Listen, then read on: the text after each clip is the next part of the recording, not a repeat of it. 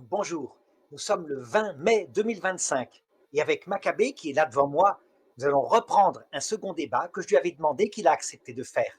Alors je rappelle d'abord qui je suis, théologien catholique qu'il va dire conciliaire, donc de la secte conciliaire, c'est-à-dire que à la suite de Benoît XVI, je crois en tous les conciles, depuis le concile de Jérusalem jusqu'au concile Vatican II, en tous les papes, je considère que l'Esprit Saint n'a pas failli quand il a promis l'infaillibilité aux successeurs de Pierre sur la doctrine, je considère que c'est vrai. Tandis que Maccabée est sédévacantiste et donc vous allez pouvoir vous présenter.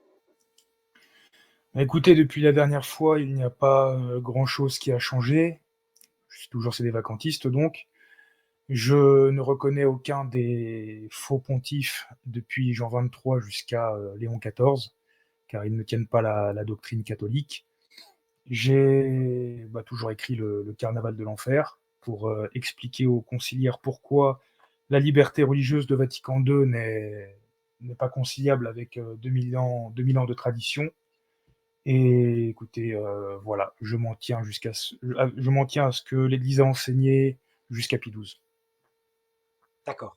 Et donc je vous avais demandé de pouvoir faire un débat et si vous voulez bien me laisser 3 minutes pour que j'explique ce que je crois être l'axe qui explique pourquoi une partie, en particulier la fraternité Saint-Pédis a du mal, mais surtout les sédévacantistes, se sont séparés à partir du Concile Vatican II.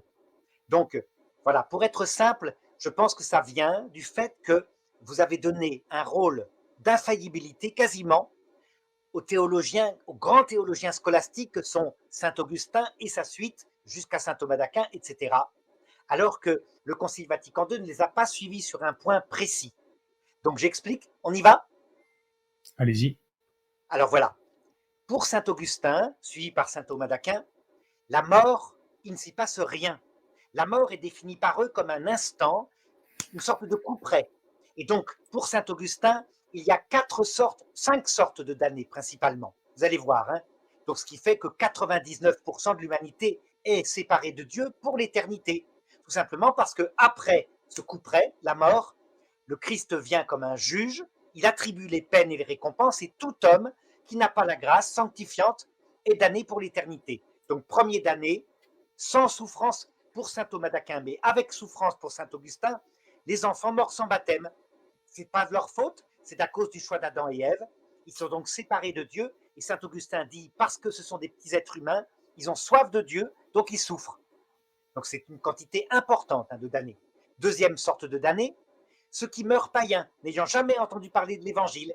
C'est trop tard, malheureusement, ils n'étaient pas dans le salut, puisque le salut est une union avec l'amour de Dieu qui est connu et aimé, donc ils ne connaissent pas, ils sont damnés. Troisième sorte de damnés, les chrétiens faibles. Si par exemple vous servez le Christ de tout votre cœur et qu'au moment de votre mort vous vous mettez en colère, vous n'avez pas le temps de vous confesser, vous mourrez brutalement, le Christ vous apparaît et vous dit, je t'avais prévenu, la mort vient comme un voleur, tu as commis une colère, tu es damné pour l'éternité, tes bonnes œuvres sont effacées. Et enfin, évidemment, le péché contre l'Esprit Saint, c'est-à-dire les gens qui consciemment, lucidement, dans une totale maîtrise d'eux-mêmes, choisissent de rejeter l'évangile. Donc, par exemple, les grands prêtres qui ont décidé de tuer Jésus au moment où il a ressuscité Lazare, etc. Donc voilà, cette conclusion, évidemment, vous le constatez, elle pose un problème, puisque Jésus avait dit explicitement, c'est pas ça qui se passe. Tout péché, tout blasphème, y compris les péchés contre le Fils, c'est-à-dire les péchés d'ignorance, ceux qui crient après un homme en l'insultant, mais qui ne savent pas ce qu'ils font, tout cela seront pardonnés, sauf le péché contre l'Esprit Saint. C'est-à-dire, quand on refuse le pardon en toute lucidité, en maîtrise de soi, là, on est damné pour l'éternité. Donc, il y avait quelque chose de décalé avec l'Évangile, jusqu'à ce qu'arrive la solution. Elle n'est pas arrivée par Vatican II. Vatican II s'est contenté de dire nous devons tenir que le salut sera proposé à tout homme par un moyen connu de Dieu, mais un moyen que nous ne connaissons pas pour le moment. Et ensuite vont arriver les premiers saints canonisés qui vont donner la solution. La première, Sainte Faustine, qui avait été pourtant mise à l'index par les théologiens thomistes, par le cardinal Ottaviani.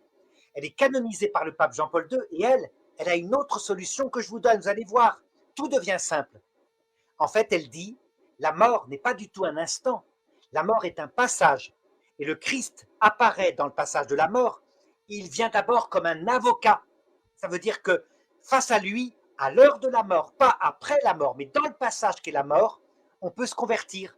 Ce qui fait que tout homme qui, après la mort, donc après avoir rencontré le Christ, est en état de péché mortel, c'est qu'il est en état de péché contre l'Esprit Saint. La liberté lui a été entièrement rendue face au Christ. Il sait ce qu'il fait, il n'a plus d'excuses. Et là, tout devient clair. Alors cette histoire, évidemment, quand elle était canonisée, il peut y avoir des opinions chez les saints qui ne sont pas infaillibles. Le pape Benoît XVI, dans son encyclique Spe Salvi, au numéro 47, propose cela à l'Église. Pour la première fois, le magistère n'en fait pas un dogme, mais il le propose. Je vous lis le texte. Il dit: certains théologiens disent que dans le passage de la mort, c'est la rencontre avec le Christ qui est l'acte décisif qui va donner le jugement. Et cette rencontre avec le Christ, on y trouve le salut. C'est un temps qui n'est pas chronométrable en un instant terrestre, mais c'est le temps du passage, le passage de la communion à Dieu dans le corps du Christ. Voilà, je vous ai tout expliqué. À vous. Écoutez, je vous remercie. Alors évidemment, dans tout ce que vous venez de dire, c'est teinté de votre interprétation parce que, bon, j'aurais pas du tout présenté les choses comme ça. Vous savez, il y a les faits, il y a la manière de les présenter. Donc vous présentez l'opinion des saints et des docteurs de manière assez dure et presque caricaturale, j'ai envie de dire, et c'est pas du tout le cas. Déjà, en fait, avant de vous répondre, j'aimerais vous dire pourquoi j'ai accepté ce débat. Parce qu'à la base, il m'intéressait pas particulièrement, mais vous m'avez dit quelque chose de très intriguant. Vous m'avez dit si c'est saint Thomas d'Aquin qui a raison, en ce qui concerne l'eschatologie donc, alors Vatican II et la liberté religieuse sont des abominations. Oui, tout à fait. Est-ce Parce que vous que pouvez me dire en quelques mots pourquoi? ça veut dire que Vatican II, en permettant, obligé par le chemin de la société, la liberté religieuse et un débat, et non pas des barrières de fer qui introduisent les gens de force dans le salut, alors dans ce cas-là, tous les gens que vous voyez actuellement qui ont apostasié en Europe, qui avortent, etc., sont damnés pour l'éternité. On peut le prévoir à l'avance, puisqu'ils vont mourir sans s'être repentis, et donc, techniquement, selon la doctrine de saint Augustin, saint Thomas, ils sont perdus. Donc à ce moment-là, Ouais. ça voudrait dire que la liberté religieuse conduit à la damnation. Vous verrez d'ailleurs que c'est l'argument principal de l'abbé Guy Pagès, qu'il m'a opposé en disant que le Christ permet le salut dans la rencontre à l'heure de la mort avec le Christ et la Vierge Marie, vous rassurez les gens et vous allez les damner. Bah, écoutez, pour le coup, enfin, monsieur Pagès, devrais-je dire, parce qu'il n'est pas ordonné validement, dit la vérité. Et vous m'avez d'ailleurs dit en privé que, en autorisant la liberté religieuse en Colombie, eh bien, Vatican II, si votre thèse est fausse, aurait conduit des millions de Colombiens à la damnation, puisque le Vatican a obligé le gouvernement colombien à accepter cette liberté religieuse en société, alors que c'était pas nécessaire. Voilà. Donc, Par on a contre, un peu le dans la théologie sortie de Vatican II, proposée par le pape Benoît XVI, par Sainte Faustine, par Marthe Robin, etc., par Luisa Picaretta, il n'y a pas de risque qu'ils se damnent. Par contre, ces gens connaissent une vie avec des malheurs sur terre terribles, et à l'heure de la mort, le Christ leur fait miséricorde. Alors, ils sont dans l'attitude de oui, Marie-Madeleine.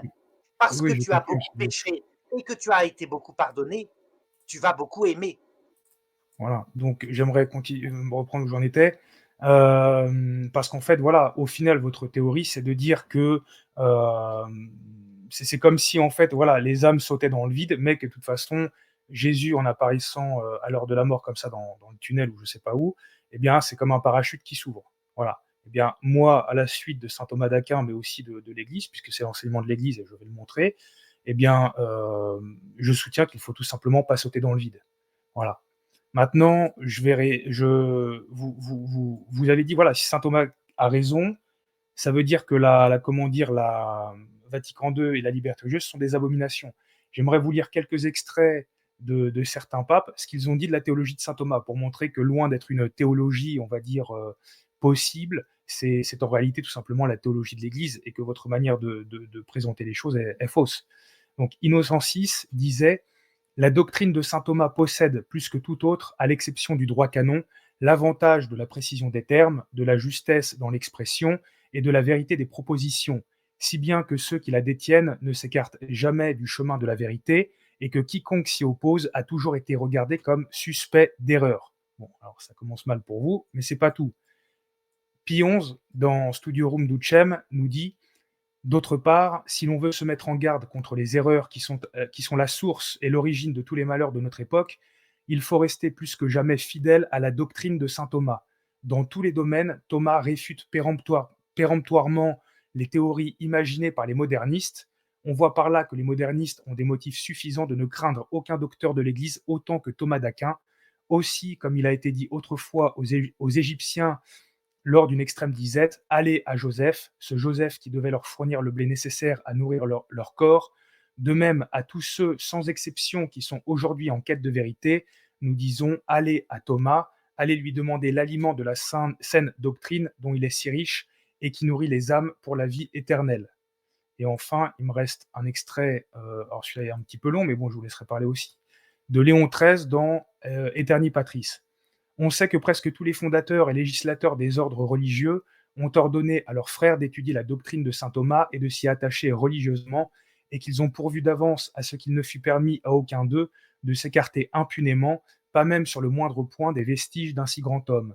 Sans parler de la famille dominicaine qui revendique cet illustre maître comme une gloire lui appartenant.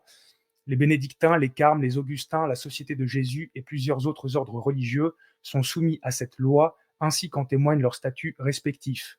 Mais le plus grand honneur rendu à saint Thomas, réservé à lui seul, et qu'il ne partagea avec aucun des docteurs catholiques, lui vint des pères du Concile de Trente. Ils voulurent qu'au milieu de la Sainte Assemblée, avec le livre des divines écritures et des décrets des pontifes suprêmes, sur l'autel même, la somme de Thomas d'Aquin fut déposée, ouverte, pour qu'on pût y puiser des conseils, des raisons, des oracles. Enfin, une dernière palme semble avoir été réservée à cet homme incomparable. Il a su arracher aux ennemis eux-mêmes du non-catholique le tribut de leur hommage, de leurs éloges, de leur admiration.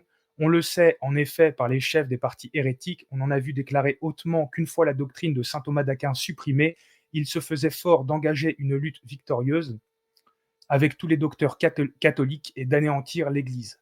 Vaine espérance sans doute, mais le témoignage n'est point vain. J'ai presque terminé.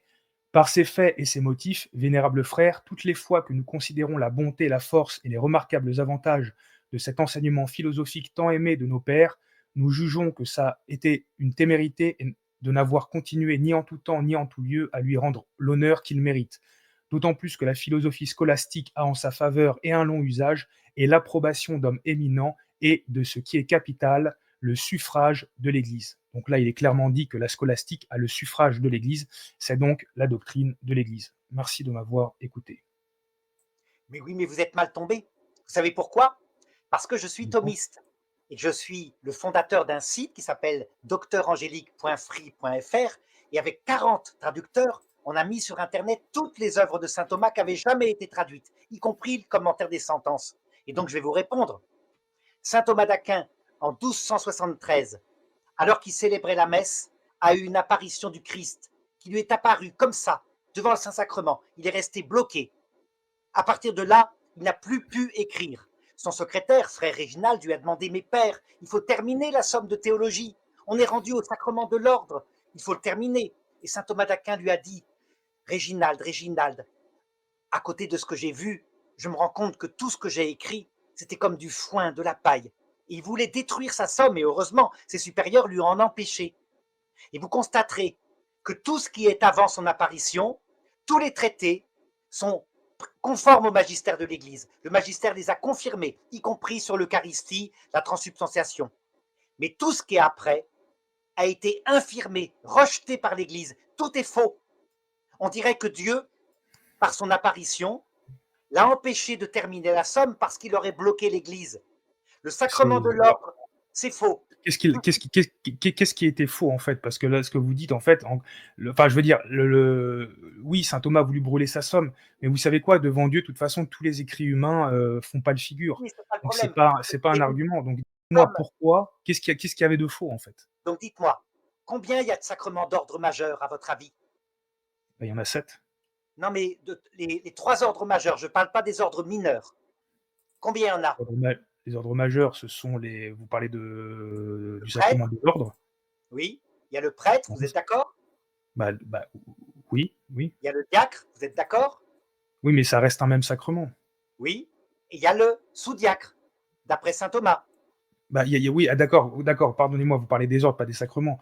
Donc il y a les sous-diacres, les diacres, le prêtre, et l'évêque. Eh bien non. Pour saint Thomas d'Aquin, il n'y en a que trois, le sous-diacre, le diacre et le prêtre. Pourquoi? Parce que l'évêque n'apporte rien. La finalité de l'ordre étant la consécration de l'Eucharistie, l'évêque n'a rien de plus que le prêtre. Et Oui, mais ça, l'Église, c'est sous un certain rapport, monsieur Dumouche, que saint Thomas enseigne ça. C'est pas d'une manière absolue, puisque saint Thomas savait très bien que l'évêque pouvait confirmer et ordonner des prêtres, ce que pouvait pas faire un oui, voilà, c'est simplement que le prêtre est nous enseigne l'Église, est un autre Christ. Donc le forcément, prêtre peut recevoir l'évêque ne par peut pas être au-dessus délégation, d'un autre Christ sous un certain rapport. le prêtre peut recevoir par délégation le pouvoir de confirmer, c'est pas le problème. Du côté des sacrements, il n'y a rien de nouveau. Qu'est-ce qui est nouveau? C'est ce que va dire Vatican II. L'évêque a la plénitude du sacerdoce parce que la finalité du sacerdoce, c'est pas seulement l'Eucharistie, c'est l'union du peuple de Dieu avec l'Eucharistie. Et donc, voyez, l'évêque va enseigner. Il est l'enseignant du peuple. C'est de lui qu'est la délégation pour le prêtre d'enseigner. Et donc, maintenant, on est revenu à la tradition de l'Église. Il y a trois ordres majeurs, le diacre, le prêtre et l'évêque. Voilà, vous voyez, saint Thomas d'Aquin, petite erreur, mais il était jeune. Le Mais j'ai envie de supplément n'est dire, pas. ce sont moi aussi, je pourrais vous en citer une petite erreur qu'il a commise. C'est pas très il disait, par exemple, que le prêtre recevait le pouvoir d'ordre au moment où on lui tendait le calice en lui disant, «Recevez le pouvoir de consacrer le pain et le vin». Alors que c'est au moment de l'imposition des mains, nous dit, Pie IX ou Pie XI, je sais plus. Donc vous voyez, ce sont des petits détails, mais Oui, sur mais la là, c'est doctrine dans l'ensemble, pas un là, petit détail. on parle du salut, ce qui n'est pas la même chose. Donc en tout cas, j'ai montré ce que dit l'Église et on peut pas faire fi de saint Thomas comme autant que vous le voudriez. Et ça, les gens qui vous écoutent doivent le savoir. Parce que Je ne dès fais que vous parlez de saint Thomas, c'est toujours pour, saper son autorité. jamais uniquement dans le supplément. Le supplément est faux, surtout. Et c'est un Et le drame. supplément ne vient pas de saint Thomas. Mais si, c'est bien de saint Thomas, mais par ses œuvres de jeunesse, fait par ses disciples, puisqu'il a eu l'apparition du Christ. Et donc, Mais ça ne compte dites-vous bien, pas, il l'a pas mis dans la somme. Ce sont ses disciples qui ont voulu prendre ses écrits et les compiler, en ajoutant peut-être en plus des choses, qui avaient été falsifiées, comme l'Immaculée Conception, par exemple. ah ben, Puisque saint Thomas croyait en l'Immaculée Conception. l'Immaculée Conception n'est pas dans le supplément. Là, pour le coup, c'est avant. Mmh. Mais Ce qui montre quoi? Saint Thomas l'enseignait et Non, ses non, œuvres ont été falsifiées. non, non. Saint Thomas n'enseigne pas ça. Il enseigne la purification de la Vierge juste après sa conception. C'est pratiquement la même chose, hein. Mais, Bah, je peux vous citer un extrait, dans un article de Pierre Joly, puisqu'il a étudié le sujet et que je remercie au passage, voilà ce qu'il un court extrait de saint Jean Eudes. Si vous prétendez que saint Thomas ait parlé contre cette très contre pardon, je reprends. Si vous prétendez que saint Thomas ait parlé contre cette très pure conception dans ses commentaires sur le chapitre 3e de l'Épître aux Galates, leçon 6e, et dans la 3e partie de sa somme, question 27, article 2, on vous répondra que tant s'en faut que ce saint docteur ait écrit les choses qui se lisent aujourd'hui dans ses livres sur ce sujet, que l'on voit tout le contraire dans plusieurs anciennes impressions, car premièrement, dans ses commentaires sur le chapitre 3e de l'Épître aux Galates, leçon 6e, il dit que tous les enfants d'Adam sont conçus en péché, excepté la très pure et très digne Vierge Marie, qui a été entièrement préservée de tout péché originel et véniel. Aussi, lisons-nous chez Théophile Reynaud, de la Compagnie de Jésus, que dans une impression qui se fit à Anvers des œuvres de saint Thomas en l'année 1613, chez un libraire nommé Johann Kerberjus, bref, celui qui la faisait faire fut accusé devant le pape Paul V par un docteur d'Espagne appelé Bernardus de Toro, qui s'employait pour lors à Rome pour l'affaire de la conception immaculée de la Reine du Ciel, accusé, dis-je, d'avoir corrompu ce que saint Thomas a dit en faveur de cette très pure conception dans ses commentaires sur le premier livre des sentences, dont nous avons parlé ci-dessus, et que sa sainteté l'en ayant repris et puni sévèrement, il changea le feuillet qui contenait ce qui était dépravé. Après cela, si vous nous faites voir quelque autre lieu dans les livres de saint Thomas où il semble parler contre la conception immaculée de notre divine mère, nous aurons droit de le soupçonner de corruption, vu particulièrement que ce saint docteur s'explique si clairement dans ses commentaires sur le premier des sentences, où il dit que la Bienheureuse Vierge a été pure de tout péché et qu'elle a possédé le souverain degré de la pureté, c'est-à-dire qu'elle est, comme dit saint Anselme, la plus éclatante pureté qui se puisse imaginer après la pureté infinie de Dieu. Donc voilà, il est temps de faire justice à saint Thomas et de dire la Non, vérité. Il professait l'Immaculée Conception et saint non, Jean-Eudes nous le dit. non, puisque Saint Jean-Eudes, qui n'avait pas les études, qui avait pris des manuscrits du XVIe siècle, qui venait après Duns Scott, qui est le premier à avoir enseigné l'Immaculée Conception de manière théologique, il avait des manuscrits qui avaient été changés en fonction de Duns Scott. Mais maintenant, avec les études léonines, donc le pape Léon XIII les a demandées, où on a pris les textes originaux, les manuscrits les plus originaux de saint Thomas d'Aquin, regardez la question 27 de la Somme théologique, qui n'est pas dans le supplément, dans la Tertia Pars, la Vierge Marie a-t-elle été purifiée après sa conception? Réponse oui. Voilà. Écoutez, moi je dis que ces écrits ont été falsifiés ensuite et saint Jean-Eudes nous l'assure et nous voilà et en plus, le pape Paul V a repris un falsificateur qui changeait cette, doctrine de la l'Immaculée Conception. C'est Donc ça le problème. écoutez, Le vous problème, avez je vous ferai pas changer d'opinion, je le sais bien, mais au moins le problème des vacances, j'ai dit ce qu'il y avait à dire. c'est qu'ils font de saint Thomas d'Aquin l'équivalent du magistère infaillible. Voilà la petite erreur de théologie. Un docteur, le docteur commun que je défends, ma formation est thomiste, n'était pas le magistère infaillible. Le Mais j'ai jamais magistère dit ça. infaillible, mais Mais si, c'est pas parce qu'il est pas infaillible que l'Église a reconnu son travail. Et en plus, si vous voulez, on parle de saint Thomas, mais c'est un faux débat parce que pendant 2000 ans, l'enseignement a été constant. Donc, j'ai dit ce que j'avais à dire sur saint Thomas, mais déjà, vous m'aviez dit aussi en privé que le problème des sédévacantistes, c'était qu'ils étaient thomistes. Et c'est assez ironique pour quelqu'un qui se dit thomiste lui-même. Mais au oui, moins, voilà, thomiste, pour que mais les avec gens cette sachent que erreur, saint Thomas, c'est pas un docteur comme les autres, comme vous le laissez entendre, eh ben, je dis écouter un autre son de cloche, parce que saint Thomas, c'est le plus grand docteur de l'Église, et il n'a rien à voir. À vous entendre, on dirait que c'est un type qui était un petit peu à côté de ses pompes. Bah, c'est pas le pas cas du du tout. tout, pas du tout. L'erreur, c'est que je suis thomiste, comme un vrai thomiste, c'est-à-dire qui dit le magistère est avant. Le magistère est le lieu de la faillibilité. Vous êtes thomiste en disant saint Thomas d'Aquin est infaillible. C'est très différent. Ça veut dire que vous faites d'un docteur, où le Christ n'a jamais donné à aucun docteur l'infaillibilité. Il n'y a pas de docteur infaillible. C'est comme ça. Vous faites l'équivalent du magistère. Or, le charisme reporte et porté par le successeur de Pierre. Voilà. Alors maintenant, justement, abordons l'eschatologie, puisque c'est dans le Oui, oui. supplément. Vous avez le traité du mariage, pareil, chez saint Thomas d'Aquin, qui est très faux. L'Église, par contre, a suivi saint Augustin, qui lui avait été marié, qui savait ce que c'était le mariage. Mais sur l'eschatologie, saint Augustin et saint Thomas d'Aquin sont d'accord avec cette définition de la mort comme un couperet. Mais là, regardez, il y a une erreur même par rapport à la Bible, puisque saint Thomas d'Aquin, en conséquence, si à l'heure de la mort, maintenant que le Christ est venu, il n'y a pas de conversion possible, ça veut dire que l'évangile est une mauvaise nouvelle. Je vais vous expliquer pourquoi. Parce que avant la venue du Christ, vous savez ce qu'il y avait comme possibilité pour les païens, même les gens qui étaient morts au moment du déluge. Saint Pierre le dit textuellement, le Christ est venu leur prêcher son évangile à ceux qui avaient désobéi et qui étaient morts noyés au moment du déluge, le vendredi saint. Alors ces gens qui étaient morts selon la chair ont pu être sauvés selon l'esprit. Ça veut dire que le sort maintenant des gens est plus grave que ceux de l'Ancien Testament. Il n'y a plus de possibilités. Donc il aurait mieux valu que le Christ ne vienne pas. Parce qu'au moins, si vous étiez né dans le paganisme de l'Ancien Testament, vous auriez été sauvé le vendredi saint. Permettez-moi de répondre à votre argument, parce que le déluge de Noé, si vous voulez, j'ai un commentaire dans une de mes Bibles, qui est en plus partagé par de nombreux docteurs. Et voilà ce qu'on nous dit. Il n'y a rien d'invraisemblable à ce que beaucoup de ces rebelles se soient convertis avant de périr dans les eaux du déluge. Si saint Pierre les mentionne à part entre tous les habitants des limbes, c'est parce qu'ils s'étaient montrés particulièrement coupables et que l'efficacité de la passion du Christ s'était manifestée à leur sujet d'une manière très spéciale. Donc vous voyez, on nous dit bien qu'ils se soient convertis avant de périr. Donc c'est Oui, pas un passage de la mort. Donc vous c'est voyez, du saint c'était dans Thomas les eaux d'Aquin. du déluge. Alors que le texte ne dit pas Mais ça. non, non, C'est ce c'est que pas dit saint Thomas que je viens de vous lire. C'est pas saint le Thomas que je texte, viens de vous lire. le texte de la C'est Bible. Écoutez bien.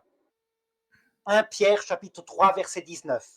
C'est lui, Jésus, qui s'en est allé prêcher aux esprits qui étaient en prison, à ceux qui jadis avaient refusé de croire lorsque Dieu patientait au jour de Noé, où il construisait l'arche, et dans lequel un tout petit nombre, en tout 8 personnes, furent sauvées à travers l'eau.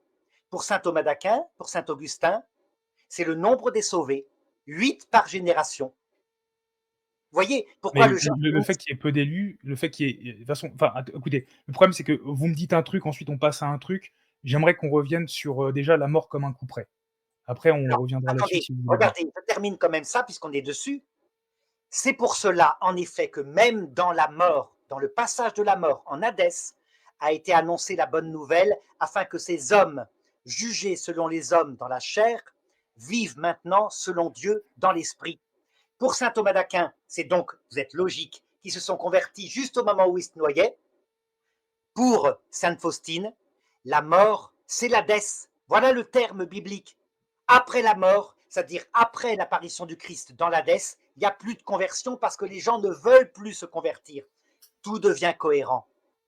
Oui, alors n'oubliez pas que vous débattez avec un CD vacantiste et nous ne reconnaissons pas, la sorcière, Kowalska comme nous aimons l'appeler. Cette femme-là, ses écrits ont été mis à l'index. C'est une source par conséquent conciliaire et pas catholique. C'est comme si, en gros, vous citiez le Coran pour m'expliquer que, l'islam est la vraie religion. Donc moi, j'attends des sources catholiques et pas des sources conciliaires, parce que si vous n'êtes pas capable de montrer qu'avant Vatican II, on a et toute la nébuleuse Vatican II, il y a votre enseignement existe, et ben, c'est qu'il n'est pas catholique. Donc, mais je vais revenir maintenant sur la mort que vous dites que c'est un coup près. Votre façon de présenter les choses, ce n'est rien d'autre qu'une vue de l'esprit qui laisse penser que la vision traditionnelle catholique est cruelle. Et ce qui de facto vous donnerait raison auprès de beaucoup, car Dieu ne peut pas être cruel.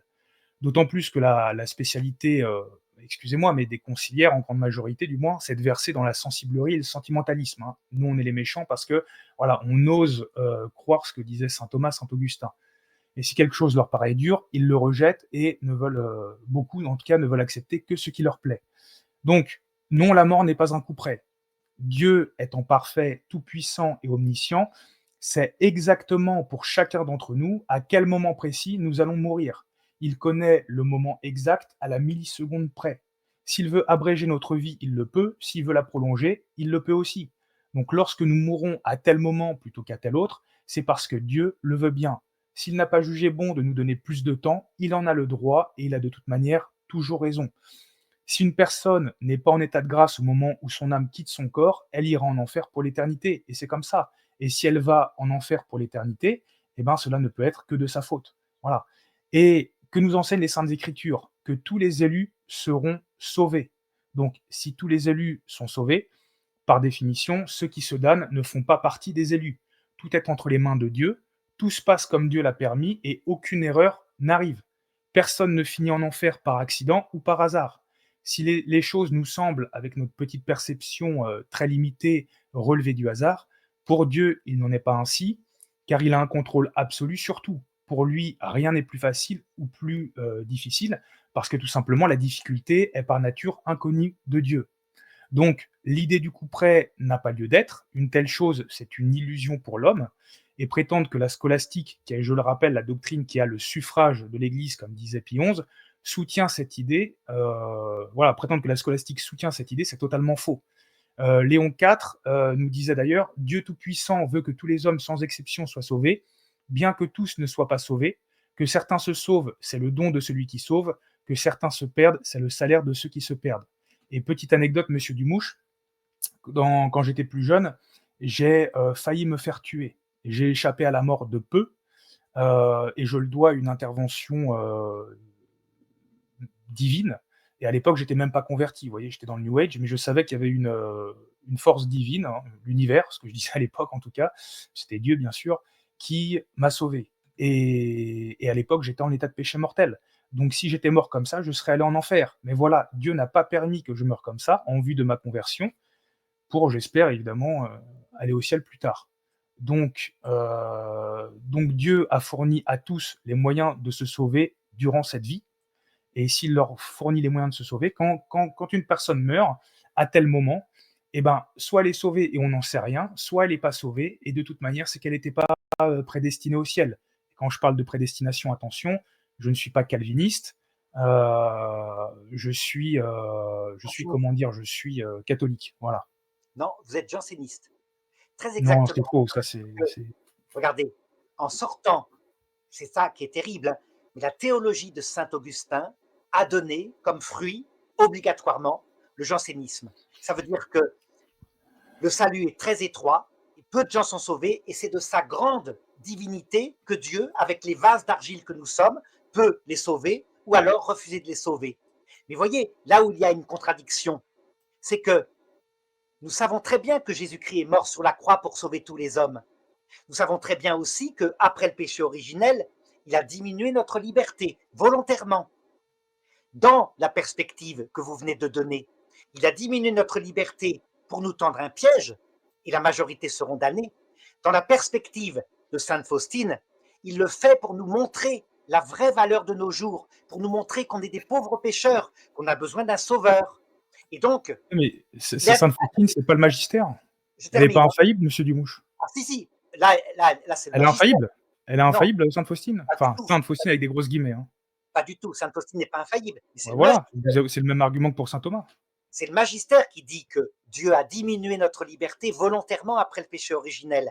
Et sainte Faustine l'explique en disant pour nous apprendre l'humilité, pas pour nous perdre. Parce que de cette manière-là, en étant faible, dans l'ignorance et avec des pulsions en nous, il ne nous tend pas un piège de damnation, mais il fait qu'on sorte en ayant besoin d'un sauveur. Voyez, d'un côté, bonne nouvelle, de l'autre côté, la mauvaise nouvelle de la damnation de pratiquement tout le monde. Écoutez, j'ai envie de vous dire, tout est entre les mains de Dieu. Ce que je viens d'expliquer, c'est de la logique pure que n'importe qui peut comprendre, même un païen. Et encore une fois, vous citez Faustine Kowalska, qui est une source conciliaire. Moi, je vous demande une source avant Vatican II et tout ce qui traîne autour de Vatican II. Là, vous me citez quoi? Vous me citez une femme qui a été mise à l'index. Donc, si vous avez votre théorie, elle est vraiment catholique, faut me citer des sources. Maintenant, je vous ai entendu, parce que j'ai quand même regardé. Attendez, juste, je termine. Je vous ai entendu, parce que j'ai écouté vos précédents débats sur le sujet, en tout cas une partie, et vous avez dit que Jésus avait caché cette vérité pendant 2000 ans. Donc si Jésus a caché cette vérité pendant 2000 ans, enfin, je veux dire, c'est un aveu. C'est l'aveu qu'en fait, pendant 2000 ans, bah, vous n'avez trouvé aucune source qui va dans votre sens. Donc c'est votre théologie personnelle, monsieur Dumouche. Ça, c'est l'église dumouchiste, c'est pas l'église catholique. Et elle n'a pas le suffrage de l'église comme la scolastique. Je n'ai jamais dit que Dieu avait caché cette vérité. J'ai dit qu'elle était présente dans l'Écriture explicitement, dans plusieurs endroits que je vais vous donner, mais que aucun l'a interprété comme cela. Parce que c'est vrai que si on sait la miséricorde de Jésus, alors un des moteurs de l'évangélisation s'en va, à savoir le moteur des témoins de Jéhovah. Les témoins de Jéhovah, pourquoi ils passent de maison en maison? Parce qu'ils se disent, tous ceux qui n'auront pas eu l'enseignement des témoins de Jéhovah seront damnés. Et bien de la même façon, nous, tels qu'on est, avec nos faiblesses, on a besoin d'un moteur de la peur et un moteur de l'amour. Et actuellement, il ne reste plus que le moteur de l'amour et de la joie d'annoncer la bonne nouvelle. Parce que vous n'avez plus peur. Vous savez que les damnés, comme le disait Jésus, seront ceux qui seront en état de blasphème contre l'Esprit Saint. Maintenant, vous me demandiez des sources avant le concile. Eh bien, je vous en donne. La première, c'est saint Thomas d'Aquin lui-même. Saint Thomas d'Aquin, il y avait un problème. Déjà, avant qu'il ait l'apparition du Christ, il avait un problème avec cette eschatologie. Et donc, à un moment donné, dans le De Veritate qu'il écrit alors qu'il a à peu près 50 ans, il a un petit passage, mais c'est tout, c'est le seul passage dans tous ces textes qu'on trouve comme ça, et qui va être repris explicitement par le Concile Vatican II.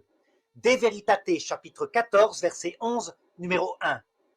À un homme qui, sans y mettre obstacle, suivrait sa raison naturelle pour chercher le bien et éviter le mal, alors on doit tenir pour très certain que Dieu révélerait par une inspiration intérieure les choses qui lui sont nécessaires pour être sauvé, ou alors lui enverrait quelques prédicateurs de la foi, comme il le fit avec Pierre pour le centurion Corneille.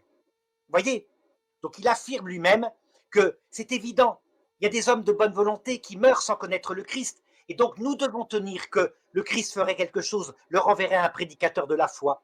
C'est rien d'autre que ce que je dis.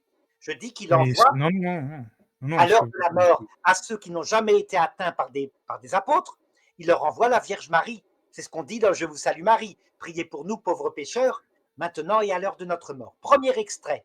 Deuxième extrait, vous me demandez des sources avant le concile. Je vais vous en donner une qui est grandiose. Vous croyez que le pape Innocent III est un vrai pape, n'est-ce pas? Ah, Il bien a sûr. régné au Moyen Âge. Il est mort en 1216. Donc vous y croyez? Eh bien, regardez ce qu'il Oui. écrit. Il écrit, c'est dans son livre qui s'appelle Le mépris du monde ou la misère de la condition humaine, livre 3, chapitre 43. Tant le bon que le méchant voit le Christ lui apparaître en croix avant que l'âme ne sorte du corps.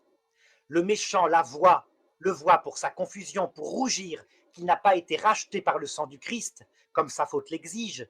Et c'est pourquoi il est dit des méchants dans l'Évangile, ils verront celui qu'ils ont transpercé. Le bon, quant à lui, le voit pour son exultation. Et nous tirons cela des paroles de l'apôtre qui dit jusqu'à l'avènement de notre Seigneur Jésus-Christ, c'est-à-dire au jour de la mort, quand le Christ, en personne, dans sa croix, apparaît aux hommes, aux bons comme aux méchants. Ainsi le Christ dit lui-même, à propos de Saint Jean l'Évangéliste, si je veux que celui-là demeure jusqu'à ce que je vienne le chercher, c'est-à-dire jusqu'à ce que je vienne le chercher à l'heure de sa mort. Voilà, vous voyez, c'est pas exclu de la foi. Non, non, écoutez, je vais vous dire, il y a les extraits, il y a la manière dont vous les interprétez, parce que c'est marrant, parce que le premier extrait, en fait, je voulais l'utiliser pour montrer que vous avez tort. Donc, comme quoi, on peut faire une interprétation très différente de vous. Saint Thomas enseignait que même un sauvage perdu au fin fond de l'Amazonie, s'il respectait la loi naturelle, et donc c'était déjà une condition de respecter la loi naturelle, ce qui veut dire que c'est pas à l'heure de la mort, quand on est en état de péché mortel, eh bien Dieu lui enverrait soit un missionnaire, soit une inspiration intérieure, soit même un ange pour lui enseigner les principales vérités de la foi. Pourquoi? Bah pour justement qu'il vive sur terre en état de grâce et qu'il soit sauvé à l'heure de la mort. Donc ça ne va pas du tout dans votre sens. Concernant Innocent III, il dit bien que le juste le voit pour être récompensé et le méchant pour être damné. Donc là, on parle d'un jugement, on ne parle pas du méchant qui justement a une dernière planche de salut. Donc le fait d'avoir une vision au moment de mourir, ça n'a strictement rien à voir avec le fait d'un Jésus qui apparaît en disant ah au fait coucou tu t'es trompé, en fait je vais t'expliquer, là tu es dans le séjour de la mort, si tu veux te convertir tu peux te convertir, et si tu veux pas de souci, tu vas aller en enfer. Donc vos extraits en fait ne sont pas des sources qui sont valables. Et j'aimerais ajouter, parce que vous m'avez dit que j'étais janséniste, parce que je pense, comme d'ailleurs tous les saints pendant 2000 ans, qu'il y a beaucoup d'appelés et peu d'élus, mais et finalement parce que c'est ça le cœur du débat. Si vous voulez, vous tenez tant à cette théorie du Christ qui apparaît à l'heure de la mort, c'est parce qu'au final, vous voulez, comment dire, une sorte comme je disais, une dernière planche de salut où on peut Non, non, non, non, non, se pas une rattraper. histoire de salut, ça fait partie du salut. Vous êtes sur terre avec une certaine Non, mais ignorance, une certaine faiblesse, volontairement, à cause du péché originel, et donc vous n'êtes pas en état encore de choisir définitivement, et le retour du Christ dans sa gloire, c'est la planche du salut, l'unique. Ça veut dire que vous avez, moi et vous, on a reçu la foi, à nous de savoir quand même regarder le Christ, le contempler à sa croix, pour pas en faire un monstre. Le Christ est amour, il est doux et humble de cœur. Mais si on ne l'a pas compris, comme c'est votre cas, puisque vous en faites déjà quelqu'un qui finalement n'est pas si amour que ça, eh bien, il vous c'est apparaîtra faux, c'est et faux. il vous montrera son sacré cœur. Et là, évidemment, tout d'un coup, instantanément, vous reconnaîtrez son évangile. Bien sûr qu'il ne va pas vous damner. Vous êtes dans l'ignorance sincère, il le sait très bien. Mais il ne va pas vous Non, mais damner en tant que janséniste. c'est pas ça, monsieur Dumouche. Quand je dis planche de salut, c'est très simple. Il y a on va pas rentrer là tout de suite parce que je veux quand même terminer avec le fait qu'il y ait beaucoup d'appelés et peu d'élus. C'est l'enseignement de l'Église. Donc que Jésus apparaisse dans le tunnel à l'heure de la mort ou ce que vous voulez, de toute manière, il y a quand même toujours beaucoup d'appelés et peu d'élus. Est-ce que vous acceptez cette parole du Christ ou est-ce que vous la rejetez? Mais je l'accepte complètement. Seulement, D'accord, donc il y a peu regardez, d'élus. écoutez-moi, être dans la voie de la perdition, regardez autour de vous l'Europe occidentale. Qui est croyant, même parmi ceux qui vont à la messe? Qui y croit vraiment? Très peu, puisque actuellement, vous-même, vous dites, ben finalement, il n'y a que nous, c'est des vacantistes qui tenons dans une cabine téléphonique, qui allons être sauvés puisqu'on est dans la vérité. Ne caricaturez pas non plus, Et monsieur Dumouche. toute l'Église catholique conciliaire est une secte, vous dites. Donc, ils vont être damnés. Oui. Bien, Bah, regardez, non, non, non, alors c'est pas aussi simple parce que moi j'ai été concilière à une époque, il y a des conciliaires qui de bonne foi peuvent réellement penser qu'ils sont au bon endroit. Donc, si sans faute de leur part, ils sont dans la secte moderniste, ils peuvent encore être sauvés. Et Donc, c'est oui, mais ça comment la ils vont être subtilité. Mais sauvés? mais oui, il y en a extrêmement peu. Parce que la Comment ils vont vérité, on être la sauvés, connaît. Maccabée? Ils vont Quoi? être sauvés parce que le Christ les remettra dans la vérité, c'est des vacantistes, à l'heure de leur mort. Non, Puisque mais c'est pas la vérité, c'est les vacantistes, c'est simplement le catholicisme. C'est pas, si vous voulez, c'est pas, c'est même comment vous dire, à partir du moment déjà où on voit les statistiques, la plupart des conciliaires, ils sont favorables à l'homosexualité, ils sont favorables au non, non, non, non, divorce, non. ils sont Vous favorables à confondez, des choses qui ont été condamnées par l'Église. Donc déjà, si même les avec les conciliaires, ils 68 respectent pas leur propre doctrine, non, mais attendez, si même les conciliaires respectent pas leur propre doctrine, c'est même pas une question de vérité, c'est des vacantistes, comme vous dites en caricaturant. C'est une question que déjà, ils ont un enseignement qu'ils sont censés respecter, ils le respectent pas parce qu'ils pensent que l'Église, bah, comme voilà, bon, bah, elle évolue avec son temps, etc. Donc, il faut remettre les choses à leur place. Ils sont censés aller à la messe le dimanche, sous peine de péché mortel, ils y vont pas. Donc, vous il y a un confondez les moment, ce sont des grands conciliaires, garçons aussi. vous confondez les conciliaires et les 68 arts, c'est-à-dire une partie du Non, non, clergé non, non, non, non, non. qui, à partir de mai 68, qui a été concomitant, s'est emparé du Concile Vatican II pour en donner une interprétation totalement humaniste et quasiment sans Dieu, horizontale, dont vous confondez une crise qui est la même crise qu'on voit d'ailleurs dans toute l'Europe occidentale, avec le rejet des traditions, le rejet de l'amour de la patrie, etc. Vous confondez une crise purement occidentale avec le Concile Vatican II. Allez en Pologne, Écoutez, vous monsieur verrez pas Dumouche, ça. Allez en Afrique, vous verrez. les concilières rejettent tous des dogmes. Voilà, mais bon, si vous voulez, c'est pas le sujet. On en était à beaucoup d'appelés, peu d'élus. Donc, s'il y a peu d'élus, de toute manière, la majorité des gens sur Terre vont en enfer. C'est la doctrine catholique. Non, je vais vous expliquer maintenant la doctrine Donc, catholique. Vous donc il y a constatez, beaucoup d'appelés, beaucoup d'élus alors. non, il y a beaucoup d'appelés, peu d'élus, et, heureusement, il va nous faire miséricorde. Ce que dit saint Paul, Dieu, Ah, écoutez bien, épître aux Romains, Dieu a soumis, a enfermé tout homme dans la désobéissance afin de faire à tout miséricorde. C'est une parole, ça vient de l'évangile, je ne l'ai pas inventé. Ça ne veut pas dire que tout le monde va être sauvé, puisque je vous ai dit, le péché contre l'Esprit Saint, c'est là où la liberté va être parfaite. Mais la miséricorde sera faite. Ça veut dire, prenez un 68 art qui a avorté, quand il va paraître à l'heure de la mort, qui va voir le Christ, eh bien, la plupart d'entre eux, voyant l'échec total, l'erreur, le Christ se faisant leur avocat, disant, c'est parce que tu as réagi violemment et en croyant faire bien à ce qui se passait comme excès avant, où effectivement on exaltait la patrie jusqu'à tuer tout le monde. On exaltait une sorte de christianisme rigide en disant si tu communies et que tu touches avec tes dents l'hostie, tu iras en enfer. C'était le jansénisme. Tu as réagi à ça, tu croyais bien faire, tu as été orgueilleux, tu t'es trompé, tu n'as pas été fidèle au magistère, mais je te fais miséricorde. Et donc, ces gens-là, un peu comme Marie-Madeleine, parce qu'ils auront été beaucoup pardonnés, ils aimeront beaucoup. Voilà l'évangile. C'est tout à fait d'accord. Donc, différent du non, mais jansénisme. non, mais monsieur Dumouche, vous me dites, il y a beaucoup d'appelés, peu d'élus, mais il y a aussi tous ces 68 arts et la plupart donc vont beaucoup aimer parce qu'ils ont été beaucoup pardonnés. Bon, bah, Bien sûr, si la plupart se tournent vers le Christ à l'heure de la mort, c'est que la plupart sont sauvés. Donc, oui, si la en plupart passant, sont sauvés, voilà. Donc, en attendez, passant, si la plupart sont sauvés, ça veut dire quoi? Ça veut dire beaucoup d'appelés, beaucoup d'élus. non, tout le monde est appelé, peu sont élus sur la terre, vous le constatez, très peu suivent l'évangile, mais Voilà, c'est heureusement, ça, vous voyez, c'est ça, c'est beaucoup d'appelés, peu d'élus sur la terre, mais en fin de compte, quand même, beaucoup rappelez-vous d'appelés, beaucoup d'élus qui vont au ciel. rappelez-vous cet autre texte de Jésus. Il est large le Non, mais chemin qui mène à la non, mais je veux que vous perdition. le disiez. Dites-le honnêtement ce que vous pensez. C'est beaucoup d'appelés et finalement beaucoup d'élus qui vont au Bon, ciel. à la fin, beaucoup de sauvés, effectivement. Et vous-même, Voilà, vous êtes donc sauvés, il est là le problème avec vous, monsieur Dumouche. bien sûr, Je vous le dis. parce Alors, que le excusez-moi chemin, si si je suis un peu passionné en parlant, il y a pas de méchanceté, hein, vous est comprenez? large le chemin qui mène à la perdition. C'est Jésus qui le dit. Elle est étroite la voie qui mène au salut. Et vous constatez que c'est vrai. Les gens qui sont, tel que le dit le Concile de Trente à la sixième session, qui sont dans la charité et l'humilité, avec la grâce sanctifiante, sont peu nombreux même chez les chrétiens. Donc chez les non-chrétiens, il n'y en a pas. Donc ces gens-là, qu'est-ce que va dire le Concile Vatican II, comme le Concile de Trente? Ça ne veut pas dire qu'ils sont damnés, mais qu'ils sont pour le moment dans une préparation au salut. Ils n'ont pas la grâce sanctifiante, mais Dieu est en train de travailler.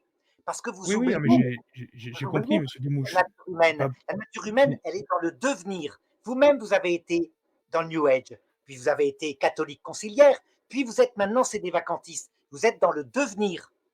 Vous seriez mort d'un accident de la route alors que vous étiez dans le New Age, vous seriez damné. Vous êtes en train d'établir un Christ Oui. arbitraire. Non, c'est faux, je vous ai expliqué que tout était entre les mains de Dieu, mais bon, je vous le dis, ça rentre par une oreille, visiblement ça sort par l'autre.